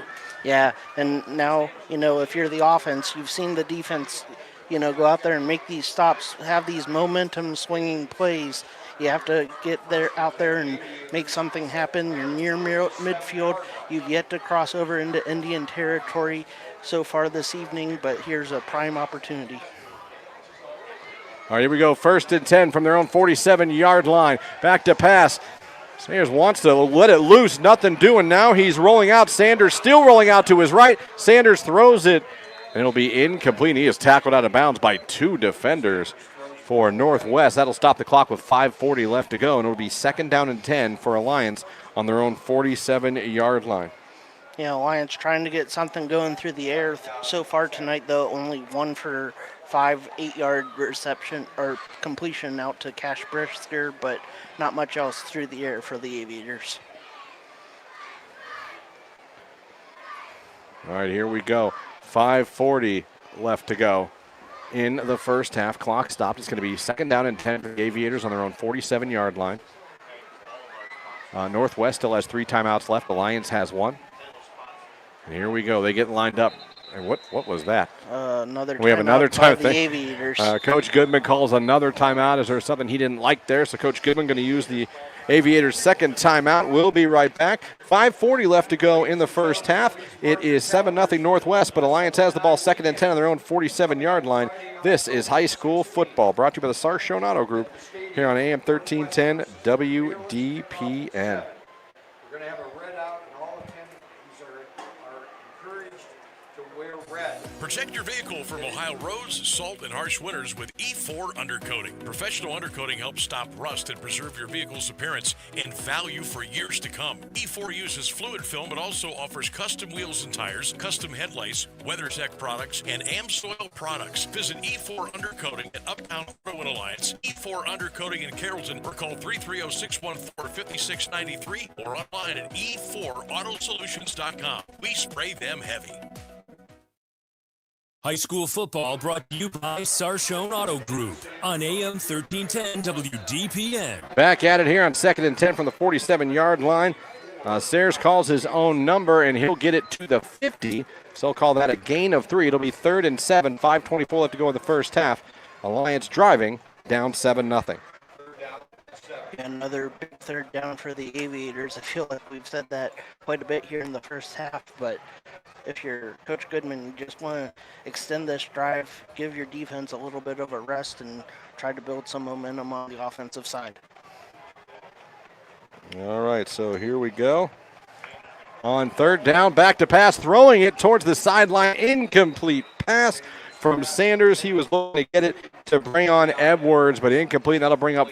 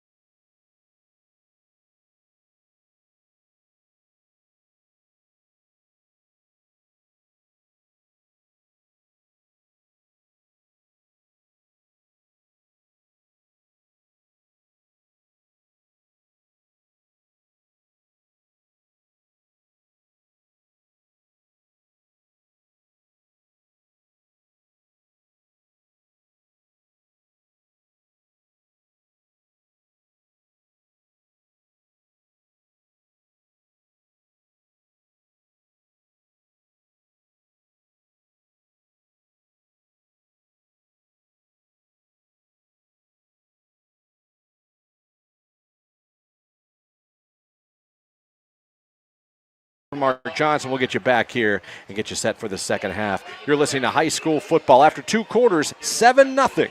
Northwest leads Alliance. You are listening to high school football. Brought to you by the Sarshone Auto Group, live on AM 1310 WDPN. Northeast Ohio knows football, and Sarshone Auto Group knows Northeast Ohio. As an official partner of the Cleveland Browns, Sarshone Auto Group serves our community with the best selection and the best service. From Ford, Chevy, Chrysler, Dodge, Jeep, Ram, and more. From the toughest trucks to the SUVs that fit your family. Sarshone Auto Group, an official partner of the Cleveland Browns, and the place where Northeast Ohio comes to drive. Visit sarshone.com. Need a gift they'll actually love? Make Nest on State your first stop. Alliance's favorite locally owned gift shop featuring stylish home decor, kitchen accessories, candles, jewelry, gourmet chocolates, seasonal decor, and one-of-a-kind gifts for every occasion. Whether you're celebrating someone special or treating yourself, you'll always find something unique. Stop by the Giant Eagle Marketplace. Nest is in the hallway next to Grinders.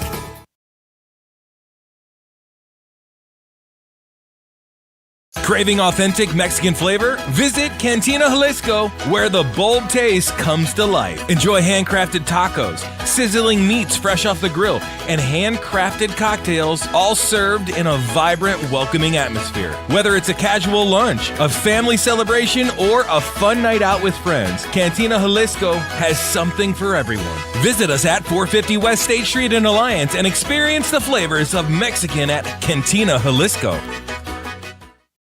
RG Drag, Stark County's premier career center, offers programs that prepares its students at the high school level for careers and continued education beyond high school. Upon completion, RG Drag students have an immediate opportunity to obtain a well-paying job in many exciting career fields. We offer everything from culinary, dental assisting, engineering, sports turf and landscape, welding, and so much more. Contact RG Drag to find a program and career that's the perfect fit for you. RG Drag, where careers begin.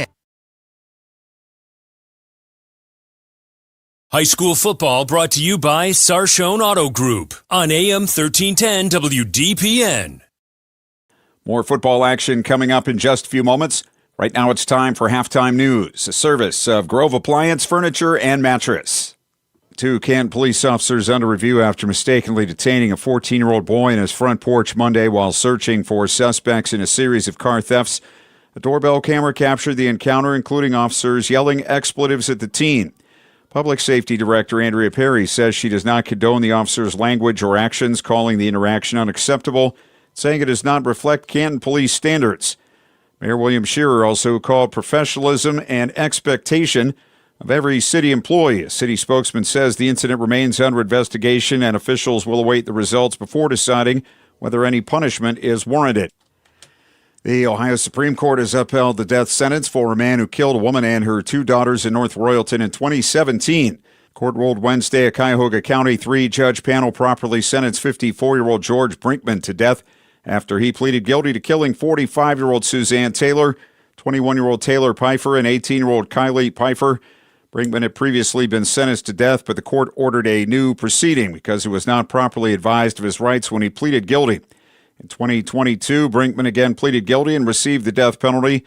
He's under a sentence imposed in Stark County for the 2017 shootings of Rogel and Roberta John in Lake Township. The North Canton Public Library will undergo renovations. The next several weeks will see much of the library's collection, offices, and operations move into the Hoover District space at 339 East Maple Street while the work is done. It's expected to open in late September. Current location on North Main Street will close August 23rd. $5.5 million in renovation work will be done on the facility, which opened in 1953. An expansion is planned that would add a children's programming room on the first floor. The library's savings, a private foundation, and donors are paying for the project. The victim has been identified in a house fire in East Liverpool early Tuesday. Firefighters were called to the 2000 block of Ohio Avenue around 2 o'clock and learned the occupant was still inside. The 2-story home collapsed during the blaze, and an excavator was used to recover the victim. He was identified as 62-year-old James Spencer. The state fire marshal is investigating. An autopsy is yet to be completed. A Trumbull County grand jury has indicted 3 people for alleged abuse of a functionally impaired woman. 28-year-old Dawn Slusher and 22-year-olds Rosanna Davis and Bryce Davis face charges including abduction, assault, and failure to provide for a functionally impaired person. Slusher also faces a theft charge. Police were told in June the woman feared for her life, was being beaten, and had her money taken. An employee with a disability services organization said the victim had written notes describing what was happening because she believed someone was listening to her. The woman was listed as missing when police received the report. The 3 suspects were arrested July 2nd. They're scheduled for arraignment in Trumbull County Common Pleas Court next month. More news after this. Never miss a single moment of the action. Search for Q92 Radio on YouTube right now and hit that subscribe button. When you turn on alerts, you'll know the exact second we go live. It's your destination to listen to all of our high school and Mount Union sports broadcasts. Plus, you can watch The Sam Berkman Show live weekdays from 3 to 6 p.m. and catch exclusive interviews with local athletes, coaches, and insiders. Subscribe to Q92 Radio on YouTube today. A man arrested after a Warren police officer-involved incident has been indicted. 18-year-old DeAndre Douglas charged with 2 counts of attempted murder and felonious assault, as well as a weapons count. The case was bound over from juvenile court. The incident took place May 15th after a pursuit through the city. Officers responded to the 1800 block of South Street Southeast for a report of someone waving a gun. Police say the driver refused to stop and the chase ended on Charles Avenue. Someone in the vehicle reportedly fired at officers who returned fire. 1 person was wounded. No officers were injured. Ohio BCI conducted the investigation. A Weathersfield man is facing attempted murder charges in connection with a traffic crash in Niles that injured 3 people. 24-year-old Samuel Sipes was indicted Thursday on counts including attempted aggravated murder, and 3 counts of felonious assault. Police say Sipes fled on foot after the crash just before midnight, June 27th at North Main Street in East Madison. He was arrested July 9th in Geneva. An adult and 2 juveniles in the other vehicle were taken to a hospital. Sipes is being held without bond at the Trumbull County Jail. He's expected to be arraigned Tuesday in Common Pleas Court. A Trumbull County grand jury has declined to indict a Warren woman on a felonious assault charge. Dacia Woodall was accused of firing a shot near a woman during an argument on Commerce Avenue Northwest June 16th. Police say the women had been in a relationship and were breaking up when the argument turned physical. The victim told officers Woodall fired a shot toward her in a parking lot with a bullet striking the ground nearby. Officers found a spent shell casing at the scene. Domestic violence and aggravated menacing charges have been sent to Warren Municipal Court. Ohio's unemployment rate was 3.4% in July, down from 3.6% in June. Ohio's non-agricultural wage and salary employment increased 5,100 over the month to 5,690,000. The number of workers unemployed in Ohio in July was 200,000, down from 209,000 in June. The number of unemployed has decreased by 66,000 in the past 12 months. The July unemployment rate for Ohio decreased 1.1 percentage points from 4.5% in July 2025. The U.S. unemployment rate for July was 4.1%, down from 4.2 in June, 4.3 last July. The labor force participation rate in Ohio in July was 61.4%, down from 61.6 in June. Vice President J.D. Vance returning to his hometown today to campaign at a steel plant where his grandfather worked. He'll speak at the Cleveland Cliffs Middletown Works facility. Vance aims to boost GOP candidates ahead of the midterm elections and promote the Trump administration's economic policies. He'll be joined by Energy Secretary Chris Wright. In a radio interview, Vance said the visit is personally meaningful due to his family connection. Vance plans to ramp up his travel schedule with more public events and fundraisers. More football action coming your way in just a few moments. This has been the Halftime News, a service of Grove Appliance Furniture and Mattress.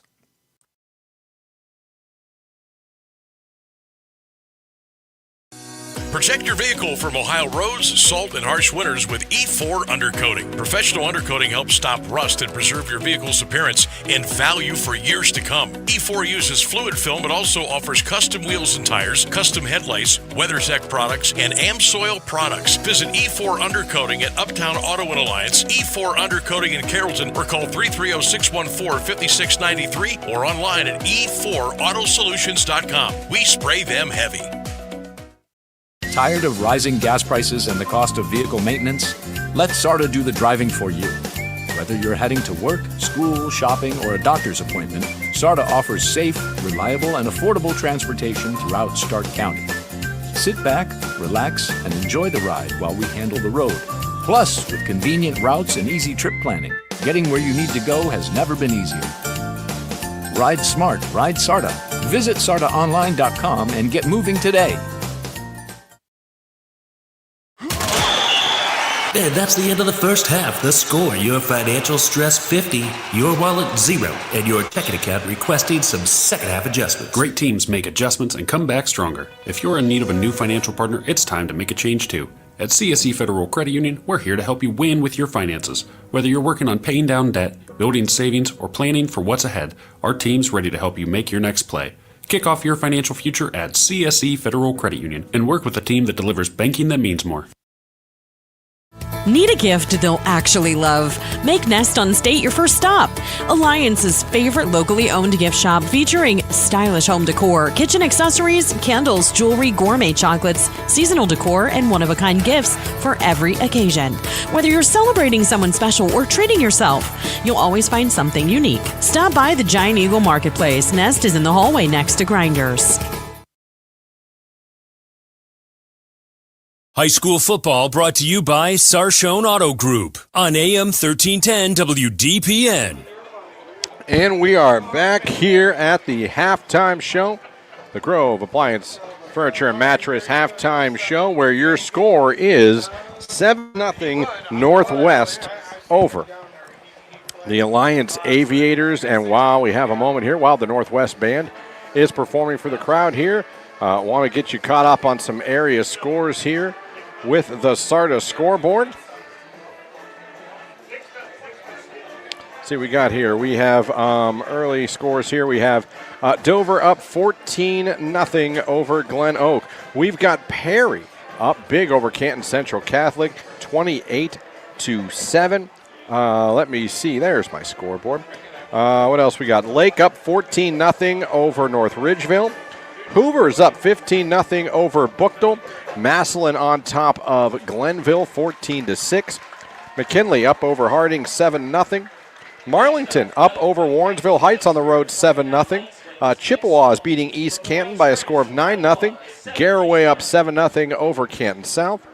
And we have Louisville up 3-0 over New Philly right now, and no score in Strasburg, Franklin, and St. Thomas Aquinas. So you look at those. I think Lake, Coach DeGeorge has Lake up 14-0. Sorry about that. Perry 28-7 there in that big rivalry with Canton Central Catholic. Lemon has all 4 touchdowns for the Panthers. Dover, Glen Oak, a close game. Hoover up 15-0 at home against Bookdale. Yeah, I look at that. Coach Dennison's first game at Glen Oak, taking over that program, trying to get them where they need to go. Dover's been a strong program for quite a few years now.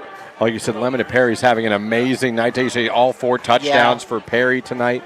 Lake is a team that I look at in the Federal League, and I wonder what kind of damage they can do. I just think Coach DeGeorge always has that team so well coached, always has that team so prepared, and I feel like he kind of has a sneaky good team this year, if that makes any sense. Yeah, last year 6-0 before injuries and some other things.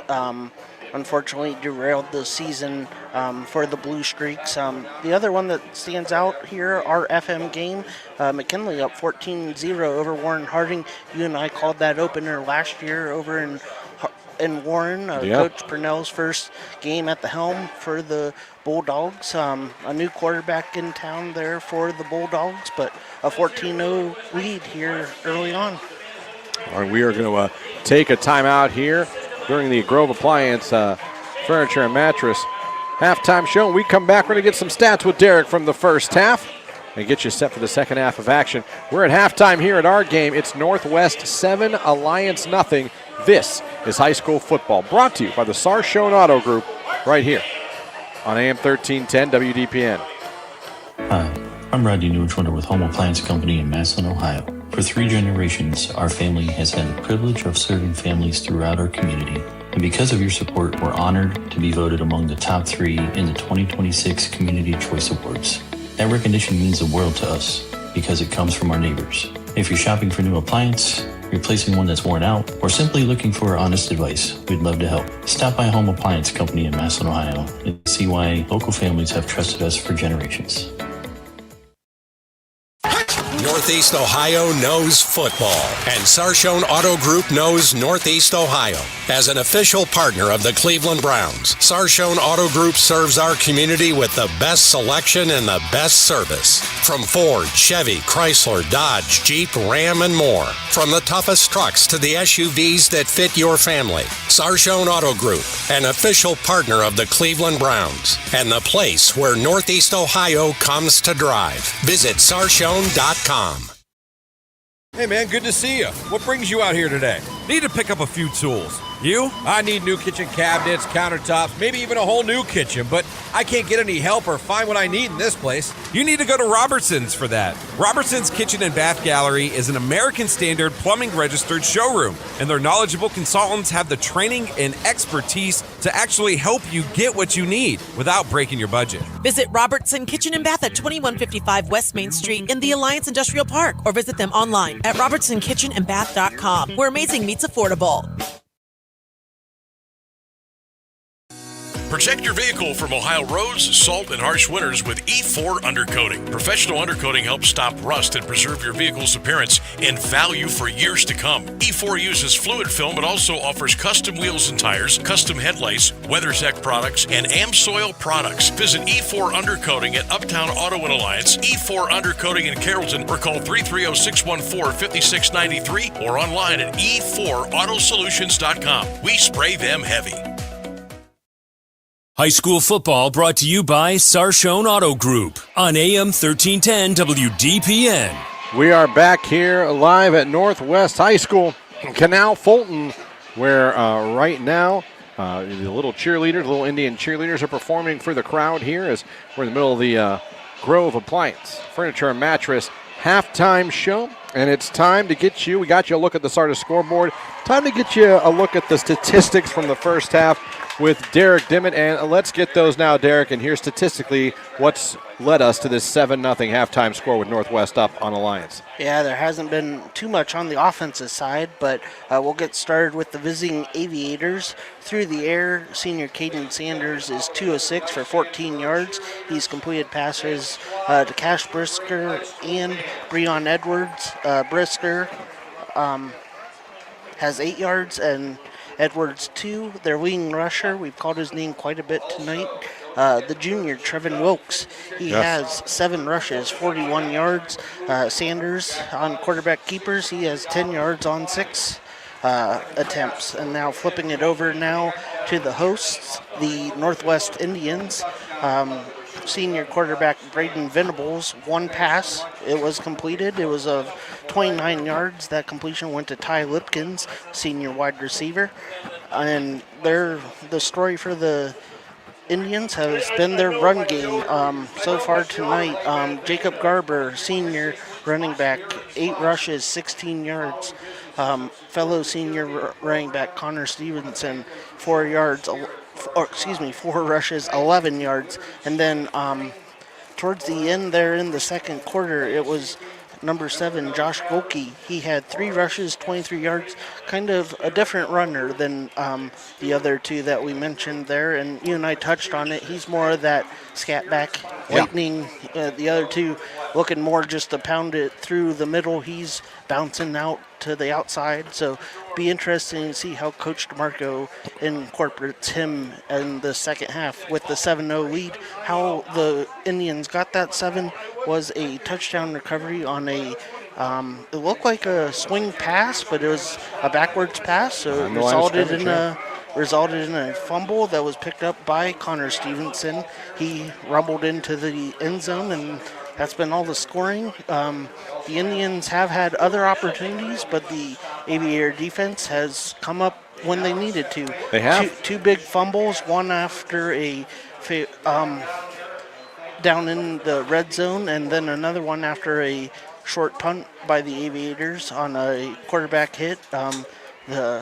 It was Lionel Johnson. He came untouched on the blind side and gave Venables rocked him pretty good, knocked the ball out, and Aviators offense just unable to do much with it. They do receive the ball, though, first in the second half, so I'm sure Coach Goodman has a plan in place. There is your stats from the first half as both teams are warming up as the sun is starting to slowly set here in Canal Fulton. So we're going to take another timeout and come back and get you ready for the second half. Alliance will have the ball first. And it's 7-0 Northwest on top of the Aviators. This is high school football brought to you by the Sarshone Auto Group right here on AM 1310 WDPN. Tired of rising gas prices and the cost of vehicle maintenance? Let SARTA do the driving for you. Whether you're heading to work, school, shopping, or a doctor's appointment, SARTA offers safe, reliable, and affordable transportation throughout Stark County. Sit back, relax, and enjoy the ride while we handle the road. Plus, with convenient routes and easy trip planning, getting where you need to go has never been easier. Ride smart, ride SARTA. Visit sartaonline.com and get moving today. Northeast Ohio knows football, and Sarshone Auto Group knows Northeast Ohio. As an official partner of the Cleveland Browns, Sarshone Auto Group serves our community with the best selection and the best service. From Ford, Chevy, Chrysler, Dodge, Jeep, Ram, and more. From the toughest trucks to the SUVs that fit your family. Sarshone Auto Group, an official partner of the Cleveland Browns, and the place where Northeast Ohio comes to drive. Visit sarshone.com. Make sure you're following Q92 Sports on social media. We bring you the absolute best in local sports news, live play-by-play action, exclusive player and coach interviews, game day photos, and so much more. Never miss an update. Just search and follow at Q92 Sports across all your favorite platforms and subscribe today. Stay connected to the teams, the games, and the moments that matter most. Q92 Sports, your home for local sports. Never miss a single moment of the action. Search for Q92 Radio on YouTube right now and hit that subscribe button. When you turn on alerts, you'll know the exact second we go live. It's your destination to listen to all of our high school and Mount Union sports broadcasts. Plus, you can watch the Sam Berkwin Show live weekdays from 3 to 6 p.m. and catch exclusive interviews with local athletes, coaches, and insiders. Subscribe to Q92 Radio on YouTube today. High school football brought to you by Sarshone Auto Group on AM 1310 WDPN. All right, we are back here, and we are getting set for the second half of action here on AM 1310 WDPN. Christian Biggelsworth, Derek Dimit here with you, live on AM 1310 WDPN, live on the AM 1310 Facebook page, and live on the Q92 YouTube channel, and, of course, at Q92 Radiosports.com. So Alliance will get the ball to start the second half. They'll be going from left to right. Again, Alliance in their white jerseys with their red numerals and their red pants, blue helmet. Northwest in their all-red uniforms, the red pants, the red jerseys, the silver helmet. 12 minutes back on the clock, about to start the third quarter. And here is the kickoff for Northwest. Kickoff by Colin Harris.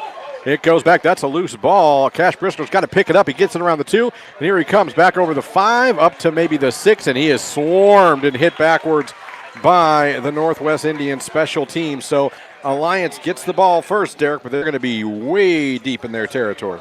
Yeah, in the shadow of their own goalpost. Not the way you want to start off if you're Coach Goodman and the Aviators. You're hoping, come out, try to get a big game. Big return there. We've mentioned numerous times about Cash Brisker and his explosiveness. Ball got by him there and didn't quite make it into the end zone, so he had to make something out of nothing. But the Aviators come out 1st and 10 from their own 6-yard line. All right, here we go. 1st and 10 from their own 6-yard line. Back out there is Caden Sanders, the quarterback, senior quarterback. He's going to turn, hand it off to Wilkes. Wilkes going to take it over the 5, maybe to the 6, and he is tackled immediately. Logan Turbovich and Connor Stevenson in there for Northwest to make that play. We're underway. 11:38 left to go in the third quarter. 7-0 Northwest over Alliance. Yeah, no gain there on that first play from scrimmage for the Aviators here in the second half. Just trying to get something going if you're Coach Goodman and the Aviators. All right, here we go. 2nd down and 10 from the 6-yard line. Down 7-0. 11-18. Clock running. Sanders going to fake the handoff. Now throw it. It is tipped and falls incomplete. Northwest going to pick it up as if it were a loose ball. That was clearly a tipped pass incomplete. Yeah. Might have been the biggest hit of the night. Right, yeah. I think the official should have blew the whistle a couple more times there. Yeah. That'll make it 3rd down and 10 from their own 6-yard line. 11:09 left to go in the third quarter. 7-0 Northwest over Alliance. And again, the only score here is a defensive touchdown off a lateral pass early in the football game. No offense has scored a touchdown in this ball game so far. Yeah, it was down in this area. It was Connor Stevenson with the scoop and score, and I believe it was him that knocked down that pass at the line of scrimmage. 3rd and 10 from their own 6. And we're going to have another procedure penalty on the Aviators. A false start. That's going to take it 5 yards backwards. Now it's going to be 3rd and 15 from the 1-yard line, Derek. And again, procedure penalties were too many in the first half, and now Alliance is starting the second half off kind of the same thing. Yeah, the mistakes are just adding up for the Aviators. They forced some on the defensive side for the Indians, but a lot of unforced errors for the Aviator offense so far this evening. All right, here we go. 3rd and 13 now. Ball on the 3-yard line. And Sanders going to call his own number up over the 10. Still on his feet up to around the 12-yard line. He'll get it. So about a 9-yard run, but they're clearly going to be short of the first down. Yeah, the ball popped out loose there, but it was after he was down, so a little scramble for the ball, but the official on the near sideline whistled it dead before that, so bring up 4th down for the Aviators. So on to punt for Alliance is their quarterback, Caden Sanders, the senior, and back to return the punt for Northwest is Venable, the quarterback for Northwest, and he's only standing at the Alliance 40-yard line. So Northwest anticipating some great field position with 10:27 left to go in the third. Sanders' punt is up. It's sailing. Venable going to catch her on the 39-yard line. He's going to fair catch it, and that is where Northwest will take over. Alliance nothing doing with that first drive of the second half, and now Northwest has it in Alliance territory, looking to possibly extend their 7-0 lead here with 10:21 left to go in the third quarter. Yeah, as we mentioned at the halftime at the Grove Appliance Furniture and Mattress halftime show, offensive stats, not much in terms of that for either side, but Braden Venable is looking to change that for the Indians. All right, 1st and 10 from the 40-yard line of Alliance. They send Golke in motion. They throw a wide receiver screen, but it is incomplete. He skipped it into Ty Lipkins. I actually think that play had a chance to get something there, but Venable skipped the football into his receiver on the wide receiver screen. Yeah, only the second time Venables has thrown the ball so far this evening, so trying to open up the passing game here to open the second half, but that one a little short for Lipkins. 10:16 left to go in the third quarter. It's 2nd down and 10 for Northwest. Ball on the Alliance 40-yard line, and Northwest up 7-0. Venable, 2 running backs next to him. Venable going to turn, hand it off to Golke. Golke goes inside the 40, down to around the 39, maybe the 38-yard line. So a gain of maybe 1 or 2 there. They'll make it 3rd down and 8 on the 38-yard line. Under 10 minutes to go in the third quarter. 7-0 Alliance over Northwest. The Aviator defense, again, looking like they're answering the bell. It's been the only bright spot thus far for Coach Goodman and the Aviators. If you think about it, Alliance has really only given up 1 explosive. Right, in that deep throw to Lipkins. Other than that, and they've got 2 turnovers. So Goodman's got to be happy with his defense. 3rd down and 8. Ball on the 38-yard line of Alliance for Northwest. Receiver goes in motion from left to right. Venable will throw back here. Had a pocket. Now he's going to try and run. Scrambles. Throwing. Looking for a receiver inside the 10. And we are going to have an incomplete pass. And they're going to throw the flag. And they're going to get pass interference on Damier Jones, who put his hands up. Didn't really grab an arm or anything, but I think he's going to be caught because not looking back for the ball. Yeah, you got to look back and at least look like you're looking for the football. Mr. Jones there on the far sideline just looked like he was playing good defense down in the paint for Coach Harper, but that's not going to be good out here on the gridiron. So that's going to move the ball down to, I believe, the 29-yard line. It's going to be 1st and 10. On the 23, I'm sorry. On the 23-yard line, it's going to be 1st and 10. Ball on the 23-yard line for Northwest. 9:23 left to go in the third quarter. Northwest up 7-0 and getting close to getting in the red zone here. They've been down here before, but the Alliance defense is stiffened. Let's see what happens now. Venable on 1st and 10. Sends Golke in motion out of the backfield. Back to pass. Quick throw towards the sideline. They've got to Lipkins. Lipkins inside the 15. Nice juke down around the 14, maybe the 13-yard line. Good athletic open field cut there by Ty Lipkins. And they're going to mark the ball down around the 14-yard line there. So it'll bring down 2nd down and 1 for the Indians with 9:05 left to go in the third quarter. Yeah, down in this area, it will be interesting to see if Coach DeMarco tries to throw it up for, or have Venables throw it up for one of his tall receivers. They each have pretty good size differential over their defender. All right, Venable now on 2nd down and 1. Golke goes in motion again. Venable takes the quarterback keeper, and we blow the whistle. We have a flag early on here. We'll see what that is. That's going to be on Northwest. So back them up 5 yards, another procedure penalty. Northwest not quite as many as Alliance, but they've had a few errors as well in this ball game, especially procedurally. It seems like that's kind of been the tale for both teams a little bit. Yeah, 2 young lines, and it's shown a lot. Just tackles coming out of their stance a little too early, trying to get into their blocks. That one blown dead before it could start. 2nd down and 6 from the 19-yard line. They're in the red zone. Venable going to turn, fake the handoff, keep it himself inside the 15, takes it down. They're going to mark him around the 12-yard line. Good RPO there by Venable, the quarterback, to take it down and make it, to get the 1st down, I believe. So 1st and 10 from the 12-yard line. Northwest driving. 8 minutes left to go here in the third quarter. 7-0. The Aviators are trailing Northwest, and Northwest trying to build on that. Here we go. Venable in shotgun. Turns. Going to hand it off to his running back, who takes it down inside the 10. They're going to mark him around the 9, maybe the 8-yard line. That is Jacob Garber, who took it down on 1st and 10 from the 12. They'll give him a couple yards on that play. 7:37 left to go in the third. It'll be 2nd down and 7. So 3 yards they gave Garber there. 2nd down and 7.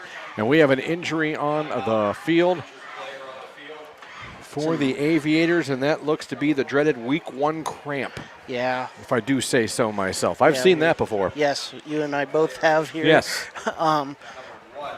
Yeah, it looks to be that, as they give the defender stretching his left leg, gives us a chance to check the starter's scoreboard. Here, let me. So working on him right now, and again, not surprised on a warm summer night like this, but that's happened. Kind of surprised that we got to, 7:34 in the third quarter. Yeah, and this is the first cramp of the night. You and I we've been at Cramp Fest before. Yes, last year at Warren Harding, it was very hot and humid, and I think every player on both rosters took a turn with a cramp. Right. Recap for you. There's 7:34 left to go here in the third quarter with this injury stoppage right now. It is 7-0 Northwest over Alliance, but Northwest knocking on the door. They have it, you see, 2nd and 7 to go from the 9-yard line. They actually can get a 1st down without scoring here.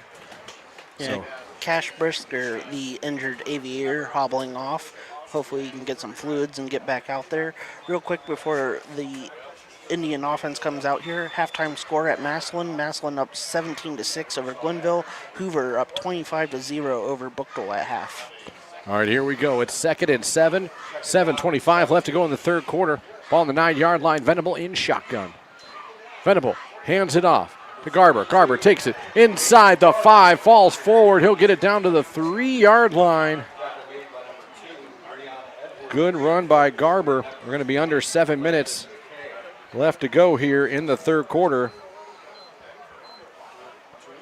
In this 7-0 game, it'll be 3rd down and 2 for Northwest. They have it on the 4. Again, they can get a 1st down without scoring. Venable in shotgun. Venable going to hand line, he gets in, touchdown.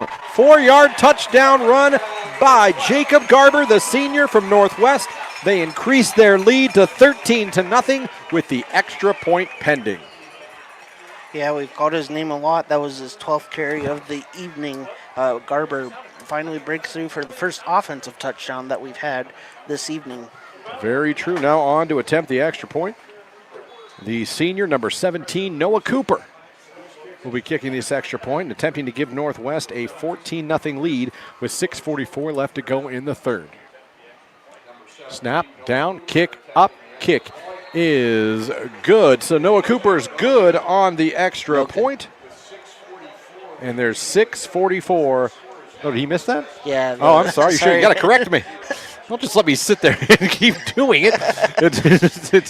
It's 13-0. That extra point was missed. I apologize. There's a bit of a pillar in my way. Yeah, we both are kind of blocked by the pillar there, and the official was taking his time to make the motion. So 13-0. So let's check that and make that 13-0. Northwest on top of Alliance with 6:44 left to go in the third quarter. We'll be back with the kickoff. This is high school football, brought to you by the Sarshone Auto Group, live on AM 1310 WDPN.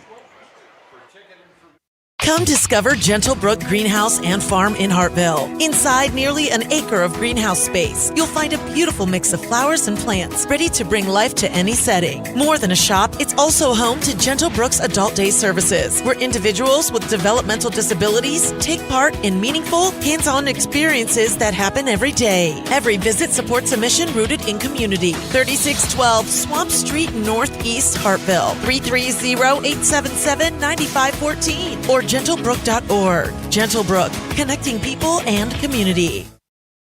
High school football brought to you by Sarshone Auto Group on AM 1310 WDPN. All right, we are back. There's 6:44 left to go in the third quarter, and it is now 13-0 Northwest on top of Alliance. Cash Brisker will receive the kickoff around the 5. He's up at the 10, 15, 20, 25, still on his feet. Being pushed forward over the 30. They're still pushing him up to the 35-yard line. How about that for the kick return team? I think all 10 of the other players for Alliance showed up to push Cash Brisker as far forward as they could. That was rugby. Yeah, it looked like a rugby scrum there. Went from about the 28-yard line up to the 35. And if you're Coach Goodman and the Aviators, you'll take any yard you can get. Yes, you will. Yes, so you will. Come out with good field position at their own 35-yard line. He's right. Good field position. There is 6:32 left to go in the third quarter. It's 13-0 Northwest over Alliance. The Aviators come back out here. Caden Sanders, his first start as a senior for the Alliance Aviators, trying to get his first offensive touchdown of the season, trying to get this offense going here. 1st and 10 on their own 35-yard line. He's back to pass, going to throw it out to Brisker in the flat, who gets it up to the 30, maybe to the 34.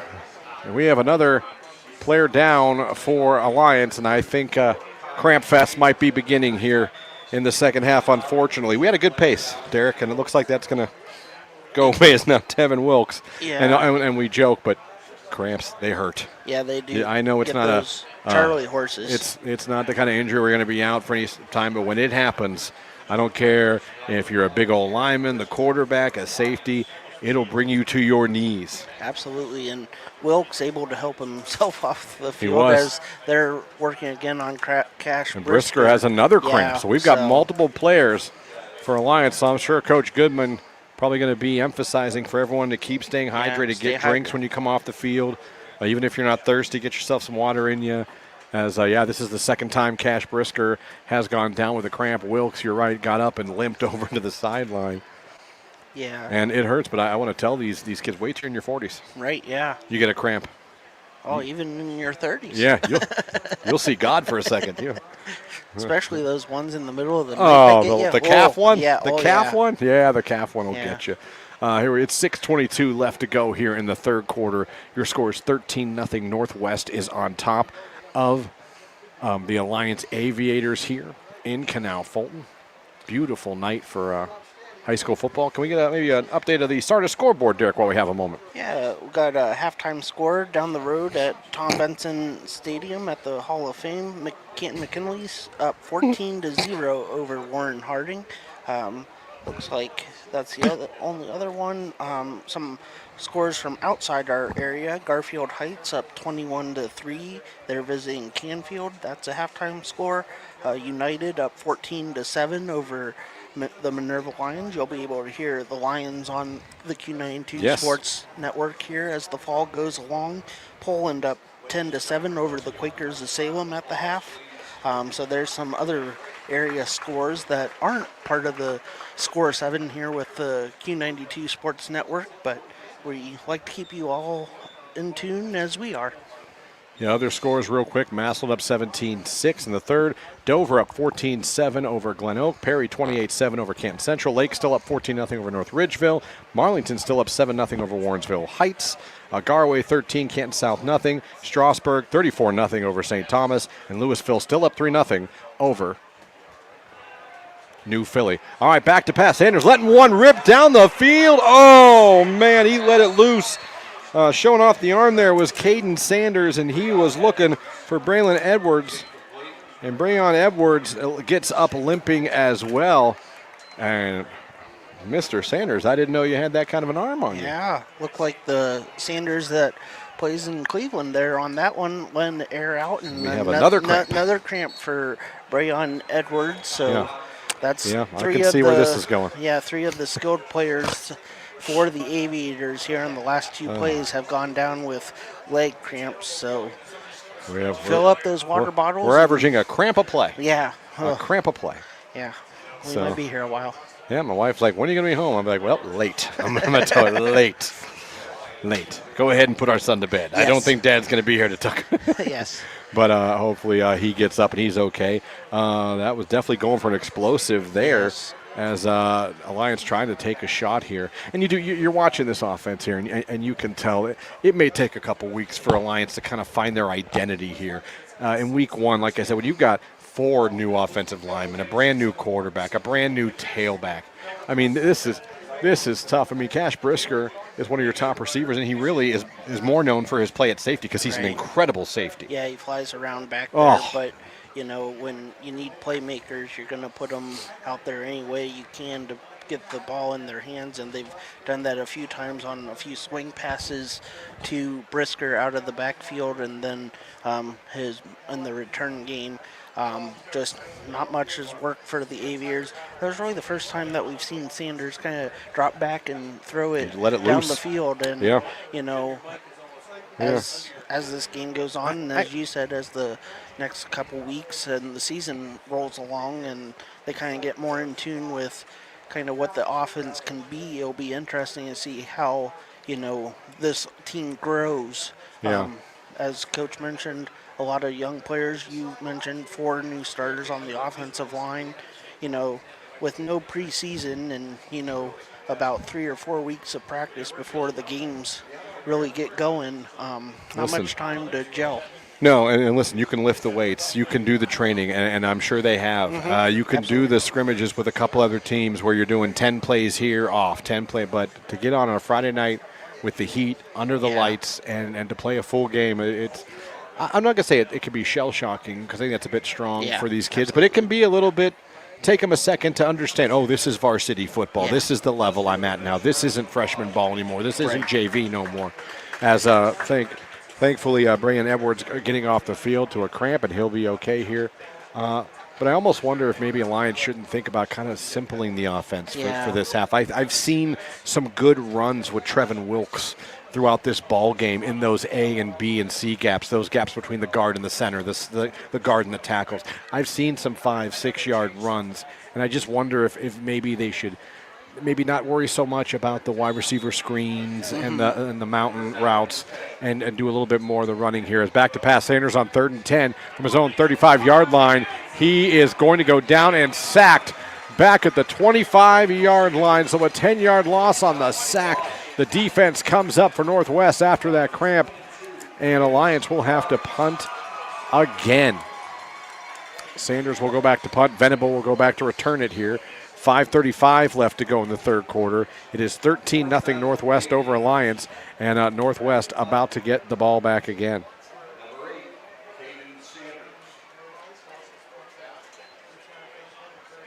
Sanders punt goes out to about the 50-yard line where it's downed. So down around the 50, and that's where Northwest will take over. It seems like Northwest has kind of recently pretty much lived in Alliance side of the 50-yard line here. 5:15 left to go in the third. 13-0 Northwest on top of Alliance, with Northwest getting the ball back. And back out comes Venable and the offense for the Indians. So, yeah, we've talked a lot about the Alliance defense and how good they've looked, but the Indians defense, they've done good as well. They've, not given up any big plays other than one rush of 14 yards. 1st and 10, Venable turns, going to hand it off to Garber. Garber is going to go back for a loss, as that was a big hit from a big man, number 56, Xavier Lilly, the junior, who came right through that A-gap I was just talking about and made that play for a loss. 2nd down. Actually, I'm going to say no gain somehow. So 2nd and 10 for Northwest. Good job for the interior lineman there for the Aviators, and they've got 2 really big D tackles. Yeah, they do. They are a lot of man there in those A-gaps. Venable throwing a wide receiver screen. It is complete to Golke. Golke takes it up over the 50 into Alliance territory, but only to around the 49-yard line before he is hit and hit hard. That wide receiver screen played well by the Aviators. 4:25 left to go in the third quarter. 13-0 Northwest on top of Alliance here on AM 1310 WDPN. It's high school football brought to you by the Sarshone Auto Group, and I think we have another cramp. And this is the third of the ball game for Cash Brisker. Yeah, not good. Hopefully he's able to get over there and get it stretched out. I give him a lot of credit for trying to fight through these, but man, at some point maybe take a, I don't know, maybe take a it's tough to say. You can't, because if you're Coach Goodman, you don't ever want Cash Brisker out of the ball game. Yeah, he's one of those ones that is going to play, all 3 phases of the football game. And I guarantee you, he is fighting the coaches to come out of that game.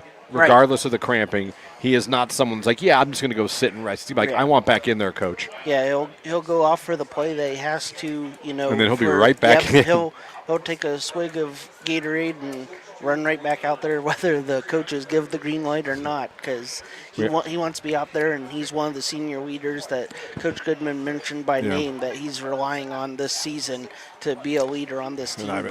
I've enjoyed watching him play football the last couple of years in Alliance too, because even as a sophomore, he was a hitter. Yes, he was he is a safety. Yes. Like some of the you see a high school player sometimes, and you're like, he is that. And you know what I mean? Sometimes they're high school kids playing safety or playing. Right. He is a safety. Right, yeah. He is that guy that can come up in the box and attack the run. He's that guy that can do the over-the-top help on defense. He's that guy that will knock you out of your cleats. Mm-hmm. Not scared of contact. No, not absolutely at all. not. And I guarantee you, when Coach Goodman told him in the offseason, I'm going to need your help a lot more on offense, he was like, let's go. Yeah. Still working. I think they're about to help him up here. Yeah, hopefully they can get him over there on the bench and get him some liquids and hydration.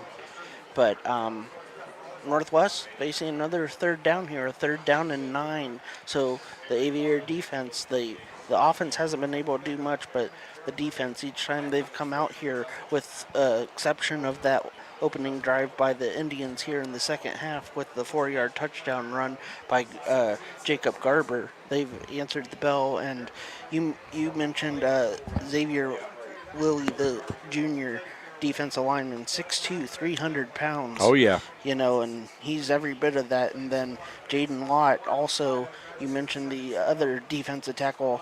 You think Lilly's big. Jaden Lott, 6'2", 330.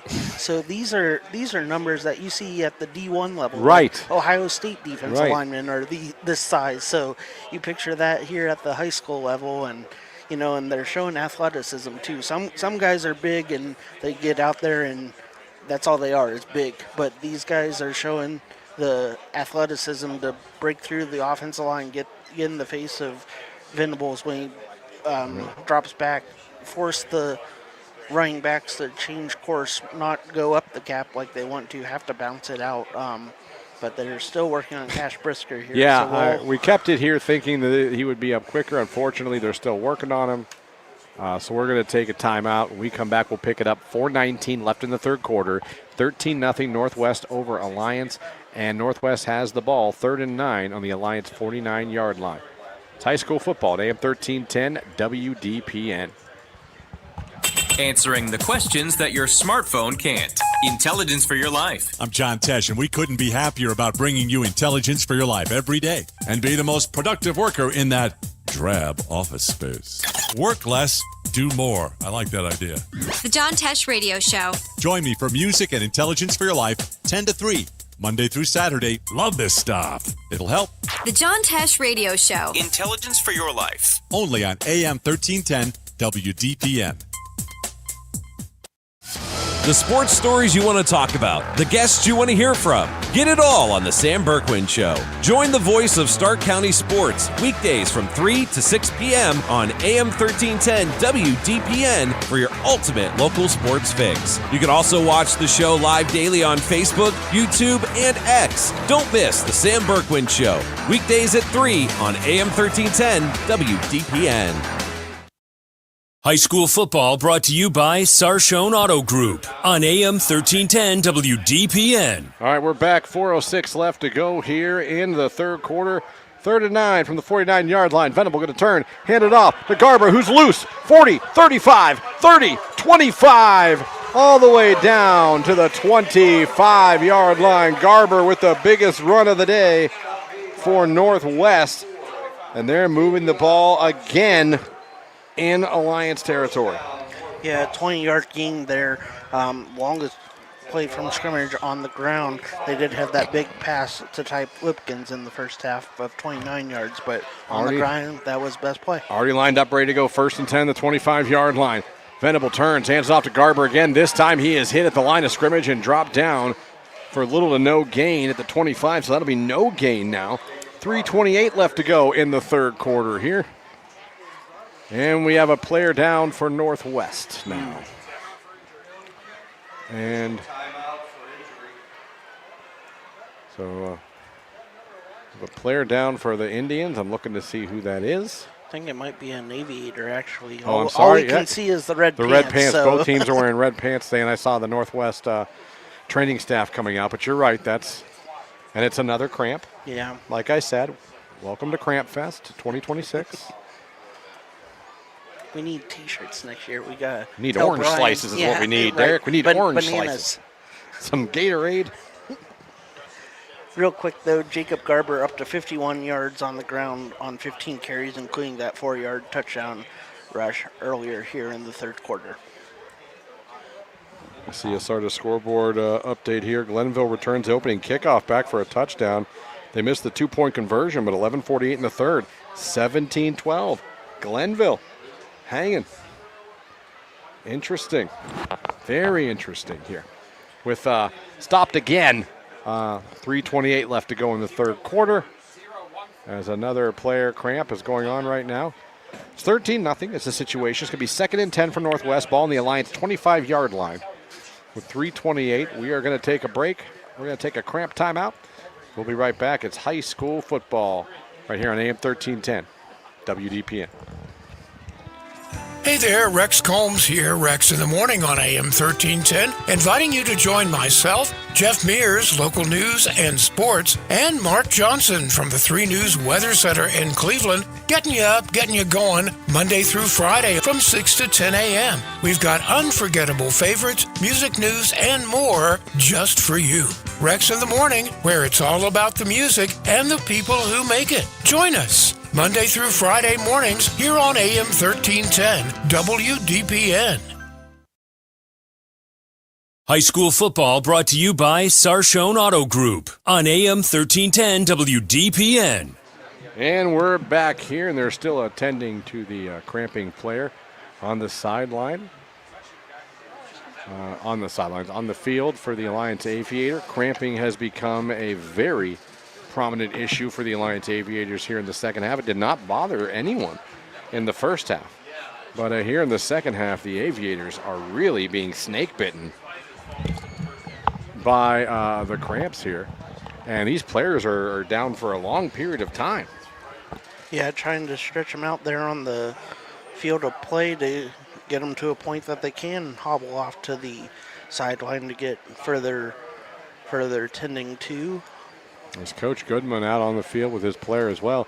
Again, we had a great pace of this football game going for a while, especially with both teams running the ball. But here in the second half, the story has almost been the cramps as much as Northwest getting in the end zone again. But we have seen Jacob Garber. You're starting to see the war of attrition a little bit, where those 2-yard runs in the first quarter, those 3-yard runs in the second quarter are starting to become 4 or 5, and maybe an explosive here and there. Yeah. Because Northwest has stayed with that running attack. Yeah, he's too good to keep under wraps for long, and like you said, that war of attrition, and the Indians are winning it right now, both on the field and on the scoreboard, up 13-0 here in the third. Well, their start of scoreboard update, Perry now up 35-7 over Canton Central Catholic, as Perry looks to be well on their way to starting the season 1-0. That Federal League, not to go back to that again, we talked about Lake earlier, but I don't know who's going to win that Federal League in 2026. Yeah, McKinley, second year of Coach Purnell, he's starting to implement his system a little bit more, so they'll be better. Teams like Hoover, Jackson, Lake, they're always in the running. Right. Perry. The player is finally up for Alliance, and that is number 10 for the Aviators. That is Dylan Stevenson, and he's actually getting help coming off the field. And it definitely was a cramp because of how they were stretching him, but he's not putting any weight on that leg. Yeah, So that's the kind of cramp that he might be out for a little bit. Right. All right.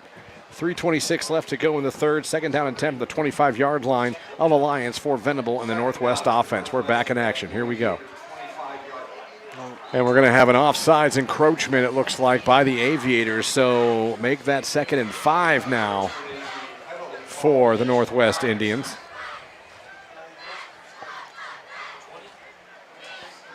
As they'll move them up to the 21-yard line now. It'll be second and...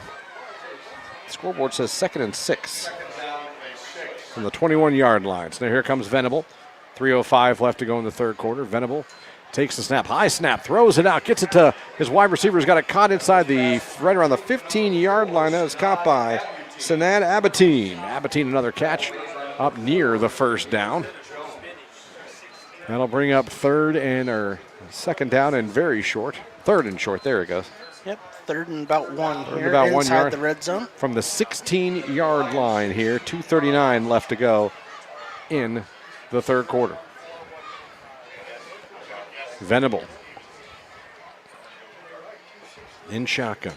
Venable going to turn, hand it off to Stevenson. Stevenson finds a hole inside the 10, still churning down around the 9 or 8-yard line. Looks like the 8-yard line for Stevenson. So a good run.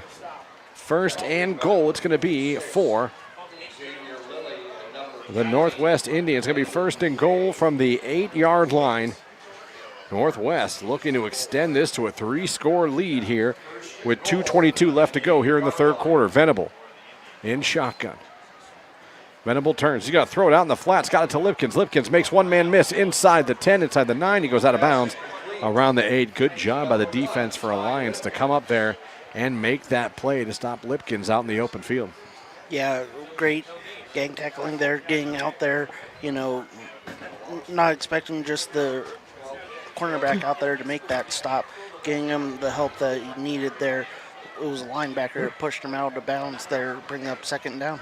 1:50 left to go in the third quarter. Clock running, 13-0. Northwest has it. Second and goal from the 8-yard line. And we have a timeout. Was that Northwest called it? I do believe so. Coach DeMarco, I believe, just called a timeout. So Coach DeMarco didn't quite like what he saw. Wants to talk things over. As he does that, we'll take a timeout. There's 1:44 left to go here in the third quarter. Your score, Northwest 13-0 over Alliance. It'll be second and goal from the 8 when we come back. This is high school football here on AM 1310 WDPN. Need a gift they'll actually love? Make Nest on State your first stop. Alliance's favorite locally owned gift shop featuring stylish home decor, kitchen accessories, candles, jewelry, gourmet chocolates, seasonal decor, and one-of-a-kind gifts for every occasion. Whether you're celebrating someone special or treating yourself, you'll always find something unique. Stop by the Giant Eagle Marketplace. Nest is in the hallway next to Grinders.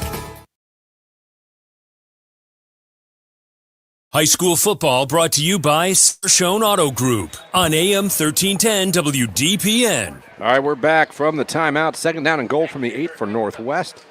Coach DeMarco sends his kids back out there. They're up 13-0, trying to extend that lead here late in the third quarter. So here we go. Venable going to set up. He's going to have Garber and Stevenson back there with him in shotgun.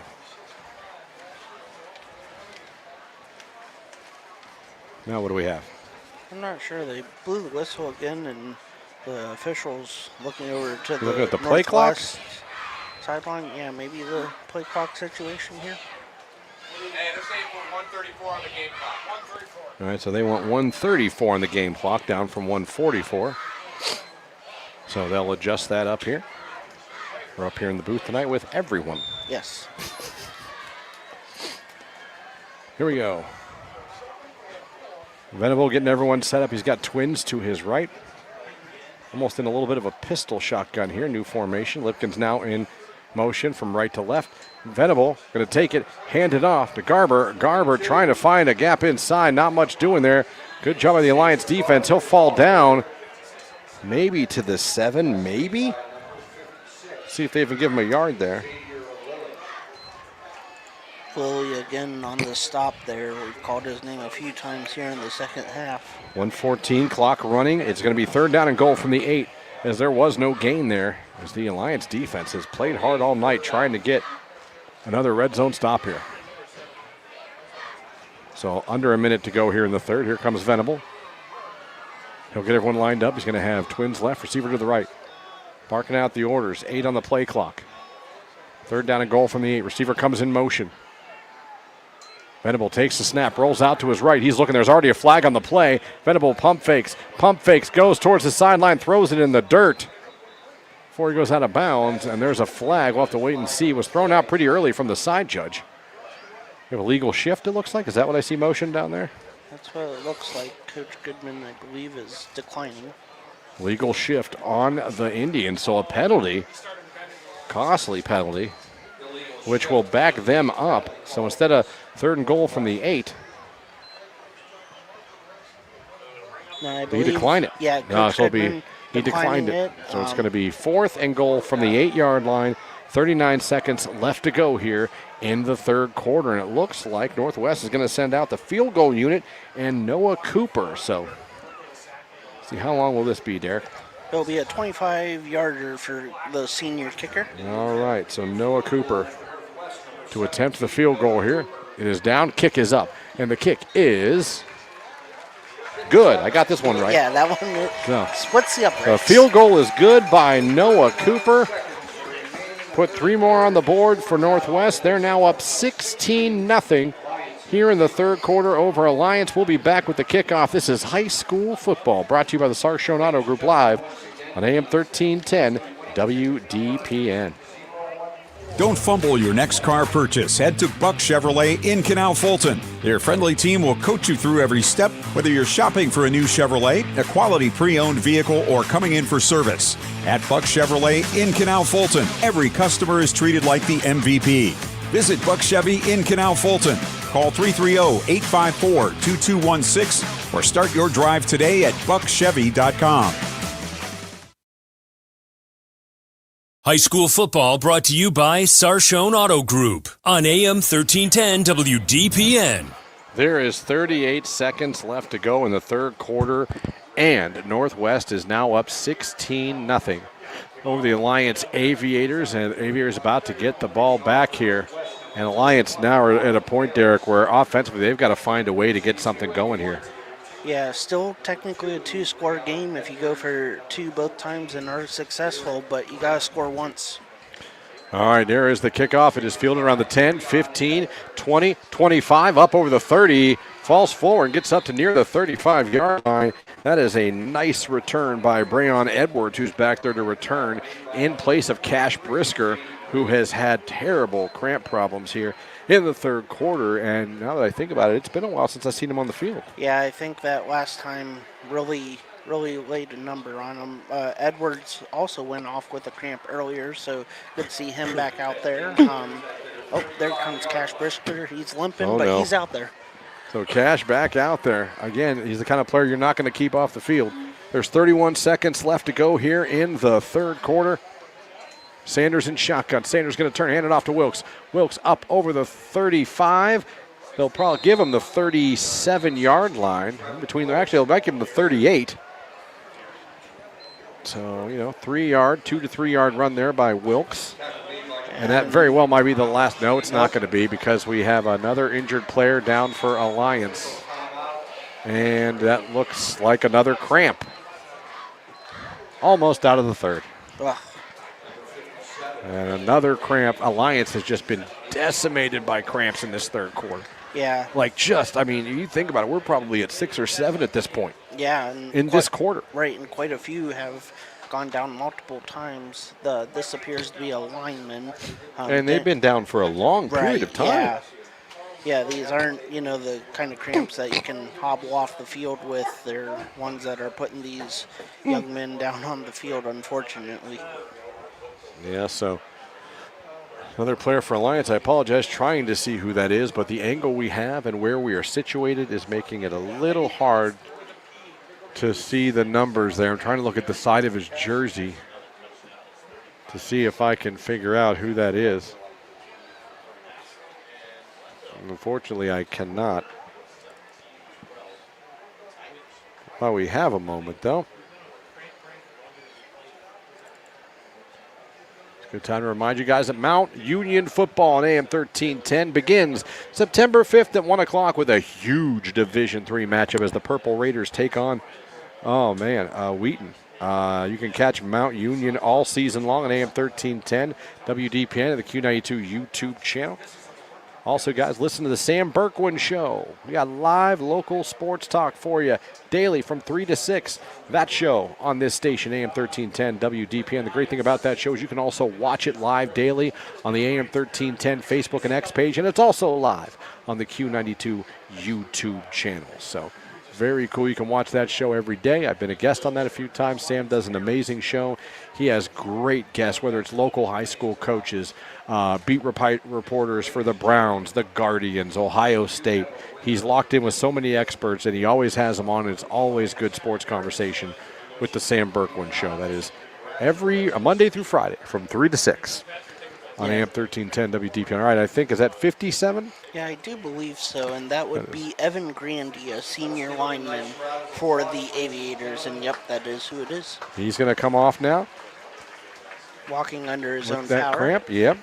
There's 10 seconds left to go in the third quarter. It's 16-0 Northwest. But Alliance has the ball. It'll be 2nd down and 7. And we talk about that Wilkes run for 3 yards. And, Derek, I really feel like maybe they need to start kind of seeing if they can get something going with those runs with Wilkes, as they're going to let the third quarter run out now without running a play. So the clock goes to 0 in the third quarter. We played 3 quarters of football, and your score, 16-0 Northwest on top of Alliance. It's Alliance ball, 2nd and 7 from the 38-yard line. When we come back, this is high school football right here on AM 1310 WDPN. Craving authentic Mexican flavor? Visit Cantina Jalisco, where the bold taste comes to life. Enjoy handcrafted tacos, sizzling meats fresh off the grill, and handcrafted cocktails, all served in a vibrant, welcoming atmosphere. Whether it's a casual lunch, a family celebration, or a fun night out with friends, Cantina Jalisco has something for everyone. Visit us at 450 West State Street in Alliance and experience the flavors of Mexican at Cantina Jalisco. Keeping Alliance entertained and informed for over a half a century. AM 1310 WDPN Alliance. We are back here to start the fourth quarter. 16-0 Northwest on top of Alliance here at AM 1310 WDPM. Throw it out in the flat. It's a wide receiver pass, and he's wide open. It's caught at the 35, the 30, the 20, 15, 10-0, and he's chased down, but he gets all the way down to the 5-yard line. Cash Brisker with the receiver pass, and it worked. A trick play at the perfect time by Coach Goodman. Yeah, absolutely. All night just waiting for something to kind of spark this offense, and it happened there. Swing pass. Oh, there was a flag. They're picking it up, waving it off. So it will be first down and 10 for first down goal, for the Aviators at the Northwest 5-yard line. Goodman let it go to the end of the third. Starts out the fourth with a trick play, and it works. And we are now sitting here on a long pass from Cash Brisker with the longest pass of the day for Alliance. 57 yards on that pass. First and goal for the Aviators from the 5-yard line. 11:42 left to go here in the ball game. Alliance down 16-0, but it's first and goal for the Aviators. Sanders, we're going to have a flag on the play. We're going to have a false start on Alliance. So make it first and goal from the 10. You hate to see that if you're Coach Goodman after such a big explosive play. Yeah, you swing the momentum in your direction for the first time in a long time, and now your offense has to come back 5 more yards. Still first down, still, in striking distance at your opponent's 10-yard line, but here we go, first and goal from the 10-yard line. Fourth quarter, 11:20 left to go. Sanders going to keep it himself, look for a hole. He'll get it down to the 10, and that is really it. I don't even know if he got to the 10. They're actually going to put him back around the 11, I think. So nothing doing there at all. Start a scoreboard update. Hoover up 32-8 over Buchtel. Massillon 24-12 over Glenville. And Perry up 42-7 over Canton Central, so that's a running clock situation in Perry. Here, 10:46 clock running. Alliance down 16-0, but they have it second and goal from the 11-yard line. Sanders in shotgun.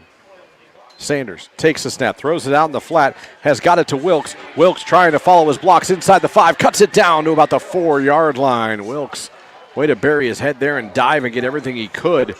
Well blocked, too, on the perimeter by Alliance. Looks like they'll get him down to the 4-yard line, where it'll be third and goal for the Alliance Aviators. 10:15 clock running here in the fourth quarter.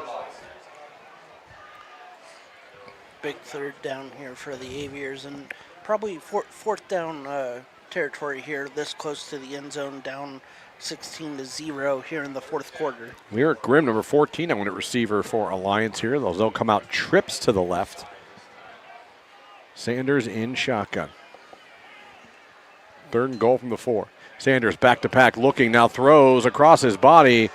Too high, was looking for Brayon Edwards, but he kind of hesitated, and then when he threw it, he put too much on it. Incomplete, 9:44 left to go here in the ball game. It's 4th and 4 for the Aviators, and Coach Goodman, I'm sure, is going to go for this. I wonder if he'll wait and call a timeout and talk it over to make sure he has the right play.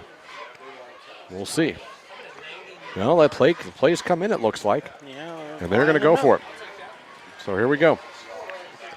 4th and goal from the 4-yard line. Huge play for the Aviators here, down 16-0.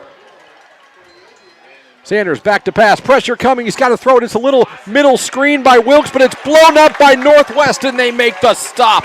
They called the kind of middle screen. Northwest was not fooled. The linebackers took care of it, and they shut down this Alliance threat with 9:36 left to go in the ball game. It stays 16-0 Northwest over Alliance with 9:36 left to go. Yeah, Northwest bringing the pressure there on the linebacker blitz. Tried to find the open hole there created by that blitz, but unable to gain anything on that. So the Indian offense comes onto the field at their own 6-yard line, but the Aviator defense has done great all night. We'll see if they got one more stop in them and maybe cause a turnover this deep in the territory. All right, 1st and 10 from their own 5-yard line. Venable wants to take a shot. He's looking for Limpkins. Incomplete. Stops the clock with 9:31 left to go here in the ball game. You know, as much as they've run the ball here, that's about 3 or 4 times Northwest has gone for a deep explosive. Yeah, they've connected on one. The other two have fallen incomplete as we have another aviator down on the field. Looks to be Number another 56. Number 56 for Alliance, that is Xavier Lilly, who I believe was down earlier with a cramp. So 9:31 left to go in the ball game. And Cramp Fest continues here in Canal Fulton. I don't know what the record is. Yeah, we might be getting But, close. I mean, I feel like we're going for glory here tonight. Be sure to stay tuned after the game for the Home Appliance Company Player of the Game as part of our CSE Federal Credit Union post-game report. We'll have, the start of scoreboard as other scores go final in our area here. So we'll bring the latest updates to you. Looks like we have a 9-yard run by DeGeorge in Lake. The extra point was no good. Lake has a 20-7 lead over North Ridgeville. 8:19 left in regulation there. So getting up now, but very gingerly, and he's going to have to get help off the field as well. I mean, they're getting so bad that I know we've been joking a little bit, but some of these players can't even walk off under their own power at this point. Yeah, the ice tubs back at the Alliance High School better be ready when the young team gets off the bus, because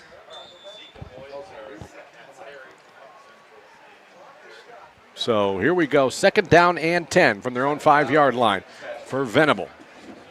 He's in shotgun. Now he sends his receiver, Stevenson, out to the left. Looking, Venable wants to take another shot downfield, looking for Stevenson out of the backfield. No good, covered and overthrown. So that's 2 straight plays from the shadow of their own end zone where Coach DeMarco dials up a deep pass and wants to take a shot.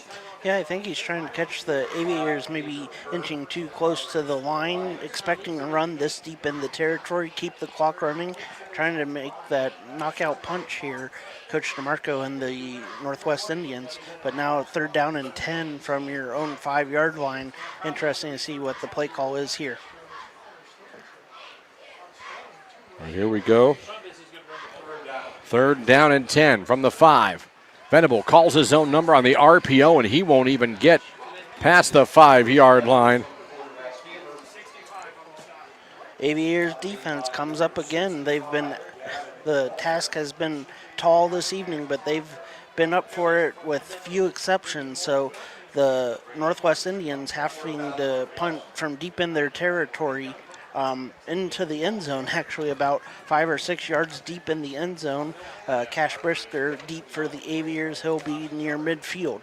All right, so Garber's going to punt it from deep in his end zone with 8:49 left to go in the ball game.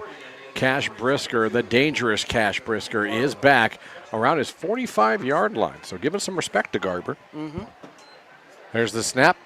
Here's the punt. And Brisker was right. This is going to hit. Brisker's going to field it. Oh, he missed it, but it goes out of bounds. It'll still be good field position for the Aviators. They should have it around the 48-yard line, I believe, or somewhere near there. They're going to give them the, let's see where they mark it down. Oh, 50? That's a little generous.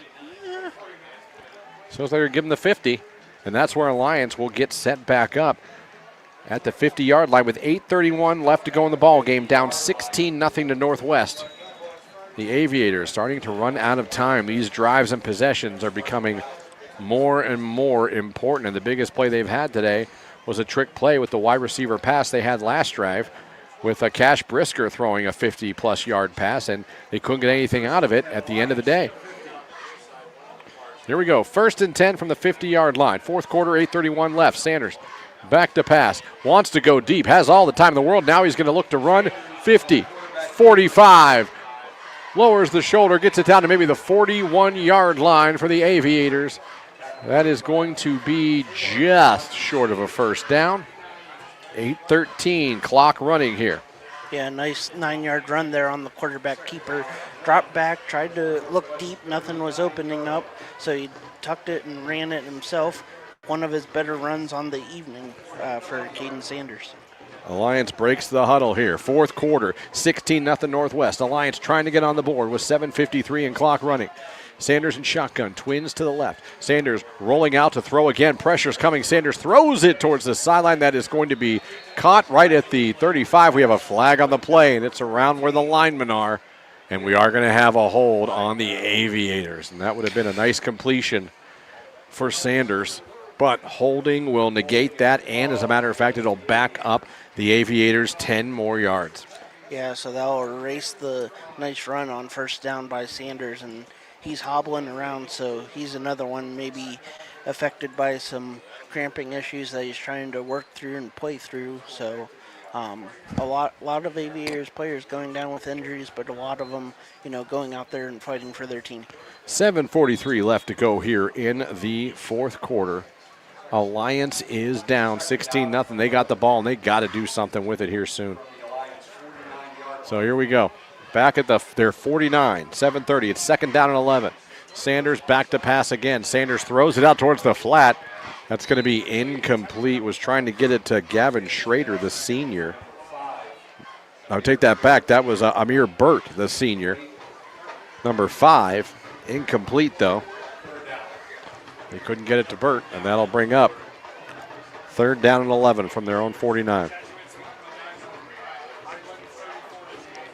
Another third down and long for the Aviators, and again, this late into the game, probably looking at a fourth down territory, especially here at midfield. Here we go, the Aviators with 7:24 left to go in the ball game. Third and 11. Looking, throws it out, got a screen to his receiver inside the 50. He's tackled right at the 50. They got it again to Brayon Edwards, but just nothing doing. They keep going back to these middle screens. And every time they've tried to run it, Northwest has been all over. That's going to make it fourth down and 9 on the 49-yard line. Yeah. And I think Coach Goodman's at a point with under 7 minutes to go in the ball game. Now with 6:57 and clock running, they got to go for it. Yeah, fourth down and 9 here after the 2-yard gain. And Coach Goodman's going to use one of his timeouts to drop the play here and make sure that this fourth down play is one that's going to extend the drive. So Coach Goodman takes the timeout with 6:50 left to go in the ball game. His team down 16-0 to Northwest. We'll be right back. This is high school football brought to you by the Sarshone Auto Group on AM 1310 WDPN.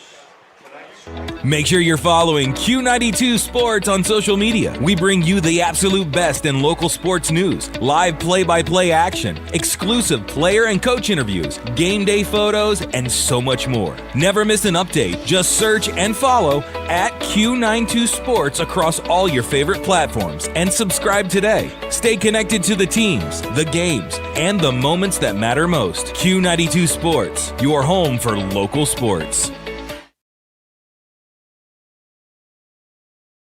High school football brought to you by Sarshone Auto Group on AM 1310 WDPN. All right, timeout is over.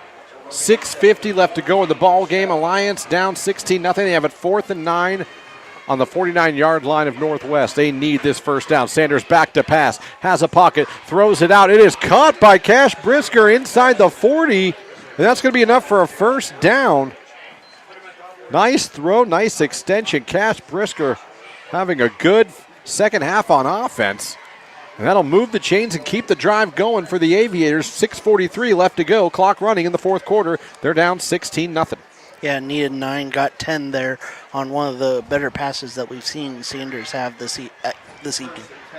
All right, here we go. 1st and 10 for Alliance. Ball on the Northwest 39-yard line. 6:27 clock running. Sanders in shotgun again. Sanders back to pass, looking, throws out in the flat to Cash Brisker. Again, we have a penalty. Brisker breaks one tackle, breaks two. It takes another guy to take him down.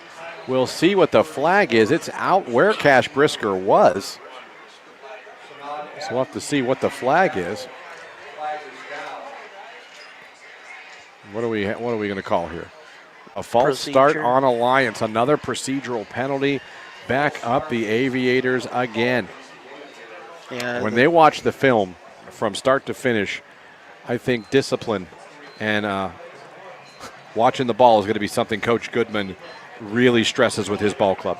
Yeah, absolutely. There's been numerous pre-snap penalties, and when the offense has struggled, putting yourself even further back behind the chains is a recipe for disaster.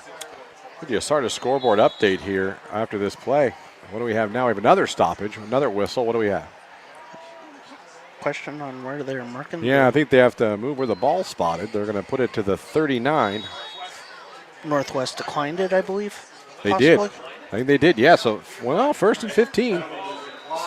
And did we stop the play? The whistles, and I think they blew the play dead. I don't think they know exactly. Oh, no, another false start on Alliance. Yeah, another false start on Alliance. The receiver. As the frustration, Joe Sykes slamming his thigh pads right now in frustration. As now, and the clock's still running. Interesting. It's week 1 for everybody. Yep. 5:44. Clock running. 2nd down and 10 on the 44-yard line of Northwest for the Alliance Aviators. Sanders in shotgun. Here comes a blitz from Northwest. Sanders looking, throws it out in the flat, has got it to Wilkes. Wilkes tries to get by the linebacker, and he did not at all. That was Stevenson who swallowed up Wilkes there. I think Wilkes tried to go with the stiff arm, and that was the wrong decision. Yeah, and don't know if the feet started to slide as he runs off to the sideline and starts stretching his legs, so it looks like maybe he got another cramp, and that helped bring him down. But 3rd down and long for the Aviators once again. Coming up on 5 minutes left to go in the ball game. Alliance down 16-0 to Northwest. They have a 3rd and 13 on the 42-yard line of Northwest. Northwest blitzing again. Sanders pump fakes, wants to take a shot down the field. He has a receiver. It is incomplete as he was looking for Lyric Grimm. One-on-one coverage out there. Good defense by Landon Koger, the junior, as those two were on an island on that one. Incomplete pass. That makes it 4th down and 13 for the Aviators with 4:47 left to go in the ball game. And the ball on the 42-yard line. Can Alliance get another 4th down conversion? Looks like they're going to opt to punt with it being 4th down and long here. Try to pin them back deep. Hope your defense can create a turnover and get the ball back for you. All right, here we go. So Sanders coming out here. 4:47 left to go in the 4th. Alliance down 16-0. Going to punt it. Little thrown off by this. And they will punt. Sanders will punt it down. Northwest will let it just fall. Alliance will down it around the 16-yard line, and that's where Northwest will take over with 4:38 left to go in the ball game, up 16-0 in this Week 1 matchup between the Pac-7 and the EBC. Starting scoreboard updates here. Dover 29, Glen Oak 14 in the 4th. Worcester and Oroville tied at 7. Tusky Valley up 35-0 over Waynedale. Salem came back, and they're winning over Poland 21-17 about the Quakers. Rocky River 14, Manchester 7, Caldwell 28, Buckeye Trail nothing. New Franklin 34-0 over St. Thomas Aquinas. Get you more scores here in a second. All right, here we go on 1st and 10. Venable turns and hands it off to the running back who takes it up over the 20 to the 25-yard line, maybe past the 25-yard line. And I believe that was Josh Golke again. Had a couple good runs in the 2nd quarter. Yeah. 4:18 left to go in the ball game. Oh, man. Seeing the scoreboard's going to be a little hard at the moment, folks. 4:07 left to go in the ball game. It's 2nd down and 6 for Northwest. And a bull in shotgun on his own 20-yard line. 25-yard. No, it says 20 the scoreboard, but that's not where the ball is. Golke takes the run again. He'll get it to the 20, the 22-yard line maybe. There we go. That's better. Yeah, Golke at halftime had 23 yards on injury. I'm sorry. No, you're fine. Go ahead. You can finish your sentence. There's a player down for Northwest right now, one of the linemen, and I think it might be a cramp. I mean, this would be the very first cramp, I believe, for Northwest. Mm-hmm. And hopefully that's all that is. I'm hoping. Yeah, Golke at halftime had 23 yards on 3 rushes. This drive, the first we've called his name in the second half here, a rush of 4 followed by that one of 1. So up to 5 rushes, 28 yards for Golke. 3:39 left to go as they tend to him. We'll take a timeout. This is high school football brought to you by the Sarshone Auto Group. 16-0 Northwest over Alliance with 3:39 left to go here on AM 1310 WDPN. Hey there, Rex Combs here, Rex in the Morning on AM 1310, inviting you to join myself, Jeff Mears, local news and sports, and Mark Johnson from the 3 News Weather Center in Cleveland, getting you up, getting you going, Monday through Friday from 6 to 10 a.m. We've got unforgettable favorites, music news, and more just for you. Rex in the Morning, where it's all about the music and the people who make it. Join us Monday through Friday mornings here on AM 1310 WDPN. High school football brought to you by Sarshone Auto Group on AM 1310 WDPN. 3rd and 6 for Northwest on the 20. They turn, they hand it off to their running back, and he takes it up over right to the 25-yard line. That is Jacob Garber. Decision time here for Coach DeMarco will be 4th down and 1 at your own 25. You're up 16-0. Coming up here in our post-game show, brought to you by CSE Federal Credit Union, we'll get you final statistics, a look at the starter scoreboard, and we'll name the Home Appliance Company Player of the Game. That'll be all coming up at the post-game show. 2:45 clock running here, 16-0. Alliance on top of Northwest here on AM 1310 WDPM. Coach DeMarco takes time out with 1 second on the play clock. Yeah, he just let as much clock run down as he could. So our scoreboard update here, end of the third. Massillon 24, Glenville 12. The fourth quarter, 4:35 left. Glen Oak just scored. Jamel Hall to Tamirian Patterson for 8 yards. Dover's up, but 29-21. So Glen Oak not out of it yet. So the timeout there by Coach DeMarco. Again, both these teams very young this year. We'll have to see how the season progresses, and they kind of figure themselves out here. I think we'll see how it goes. As the players coming back out after the timeout, we'll see. 4th and 1 from the 25-yard line. Northwest has the ball. Looks like they're lining up to punt here. Wouldn't have been shocked if he'd have went for it. If he'd have got that first down, he probably could have ran the clock out if he wanted. But he will punt it. So Garber will punt it. Brisker, is back around his 40-yard line to return this punt. With 2:34 left. Low snap, almost blocked. They ran into the punter, and Brisker will let it go. It'll be down around the 41-yard line. They didn't throw a flag on that. No, I'm a little surprised. Very, very much so surprised, I would as say is that. Coach DeMarco. I would think that fits the criteria for running into at least Yeah, maybe not the punter. To the point of roughing, but the kick was off and contact was made. So Alliance will come back out. The situation is they're down 16-0 with 2:25 left to go in the ball game. They have it 1st and 10 on their own 40-yard line. So first week about to be in the books here for both teams. It looks like Northwest going to start the season 1-0 at home. And it looks like Alliance going to fall 0-1 on the season. All right, here's Sanders. 1st and 10 from the 40. He turns, hands it off to Wilkes. Wilkes kind of just buries it behind the lineman. He'll get up to the 20 or the 41. I'm sorry. Give him a yard on that. 2:13 left to go in the ball game. yeah, again, Alliance's biggest play was on that trick play, the wide receiver pass by Brisker to Edwards. But other than that, the Northwest Indians defense has kept the Aviators under wraps. 2nd and 9. 1:50 left to go. Sanders going to turn, hand it off to Wilkes again. Wilkes up over the 40, up to the 45, still going forward to the 46, and they'll blow it dead. He's going to fall down all the way up to the 47. I think they're going to mark his progress done. Yeah, right around the 47, so they'll give it to him. 1:35 left to go. Nice gain of 6 there. Set up a 3rd down and 3 for the Aviators. 1:25 left in the quarter. 1:25 left to go in the ball game. 16-0 Northwest over Alliance. It's going to be 3rd and 3 from the 47-yard line for the Aviators. They'll break the huddle. Sanders will be in shotgun. Receiver to the right. Tight end to the right as well.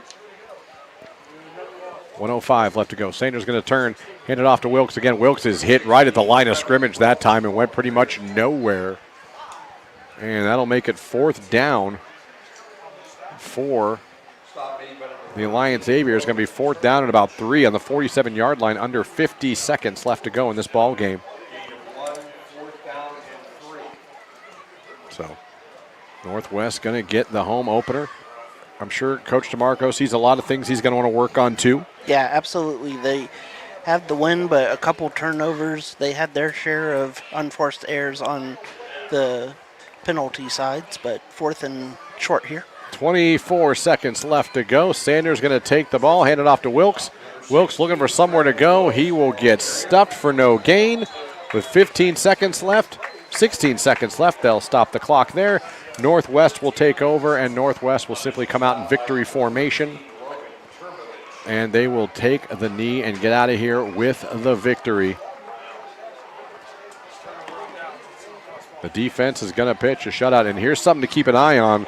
Going off the field very gingerly is their quarterback, Caden Sanders. Don't know if that's a cramp or not, but he is getting help off the field. Yeah, he was hobbling much of the second half. Again, not sure if he was battling cramping as well or if he twisted something, but Northwest takes the snap here. First and goal from the first down from the 47-yard line, so they had 1st and 3 on the scoreboard. And that, my friends, is going to do it. It is now a final. The Northwest Indians at home tonight defeat the Alliance Aviators by a score of 16-0. Congratulations to Coach DeMarco and the Northwest Indians. We're going to take a quick timeout. Come back with the CSC Federal Credit Union post-game show. We're going to get you stats. We're going to name our home appliance company player of the game. Take a look at the starting scoreboard and get you out of here. But right now, our final, 16-0. Northwest beats Alliance. This is high school football right here on AM 1310 WDPN. Missed the big game? Don't worry. Q92 Sports has you covered. Head over to the Q92 Sports page on SoundCloud right now. From high school football, basketball, baseball, and softball to Mount Union football and basketball. We've got it all there for you to listen to in our massive archive that stretches from today's games all the way back to the launch of Q92 Sports in 2016. Follow Q92 Sports on SoundCloud today. Answering the questions that your smartphone can't.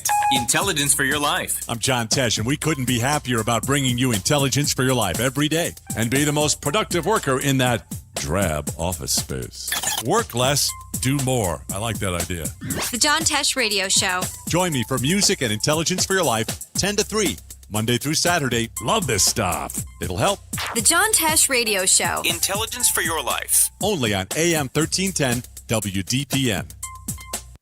Make sure you're following Q92 Sports on social media. We bring you the absolute best in local sports news, live play-by-play action, exclusive player and coach interviews, game day photos, and so much more. Never miss an update. Just search and follow at Q92 Sports across all your favorite platforms and subscribe today. Stay connected to the teams, the games, and the moments that matter most. Q92 Sports, your home for local sports. High school football brought to you by Sarshone Auto Group on AM 1310 WDPN. And welcome back where it is a final here from Canal Fulton. The Northwest Indians beat Alliance by a score of 16-0.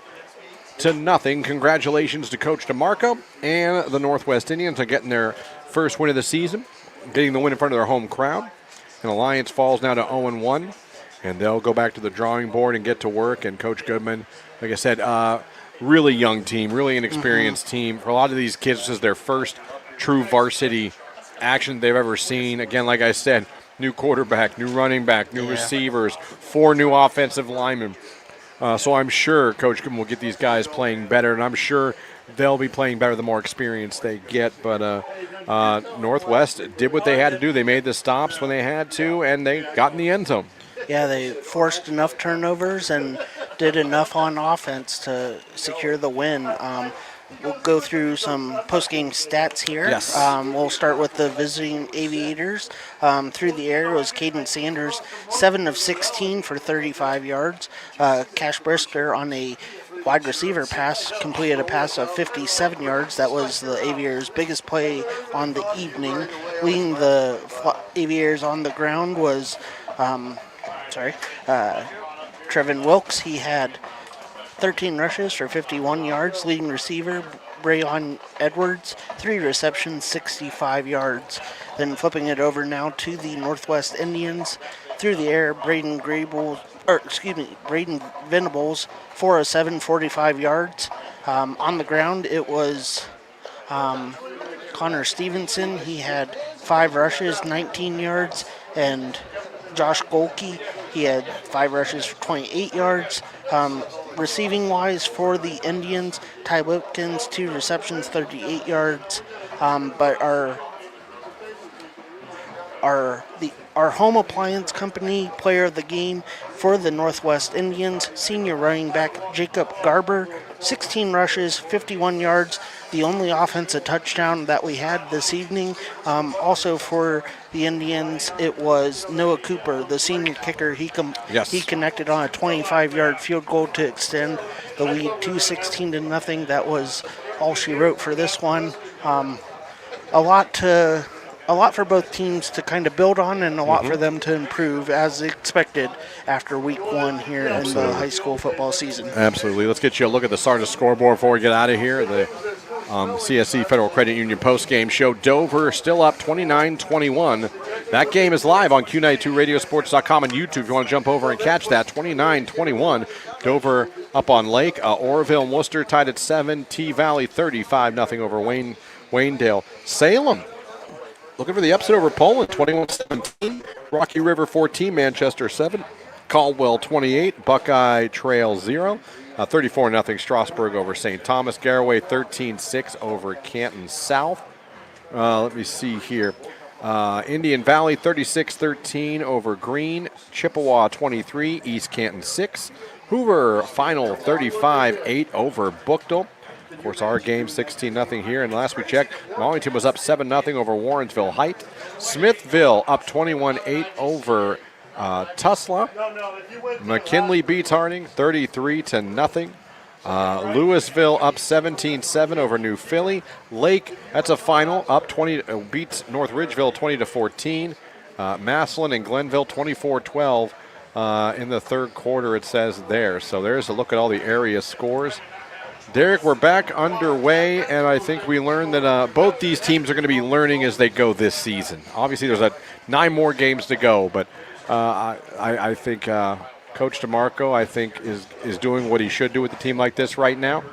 I think Venable can still make plays through the air, but I think they're right now to start off establishing their run game and using their senior running backs the way they are. And for Alliance, I just think these kids got to play.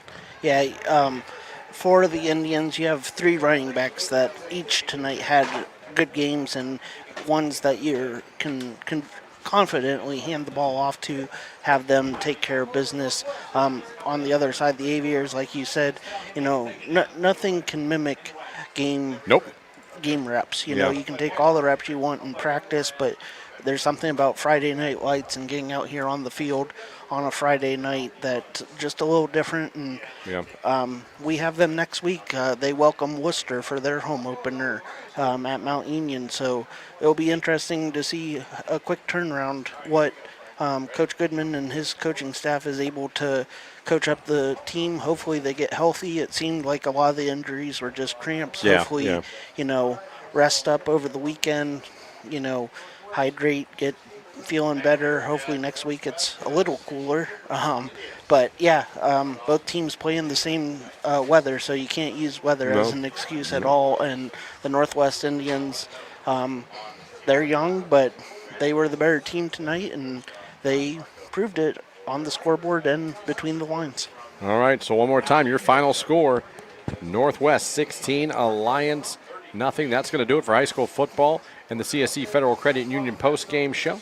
I want to thank you all for listening, no matter which platform you were using. If you had us on your radio, thank you. If you were listening on the Q92 YouTube channel, thank you. If you were listening on the AM 1310 Facebook page, thank you. And if you were listening from our website, Q92radiosports.com, thank you so much for making us part of your evening. Football's back, baby. We got week 1 in the books. Northwest 16, Alliance nothing. This has been high school football brought to you by the Sarshone Auto Group. We now take you back to the unforgettable favorites of AM 1310 WDPN. Have a great night and a great weekend, everybody.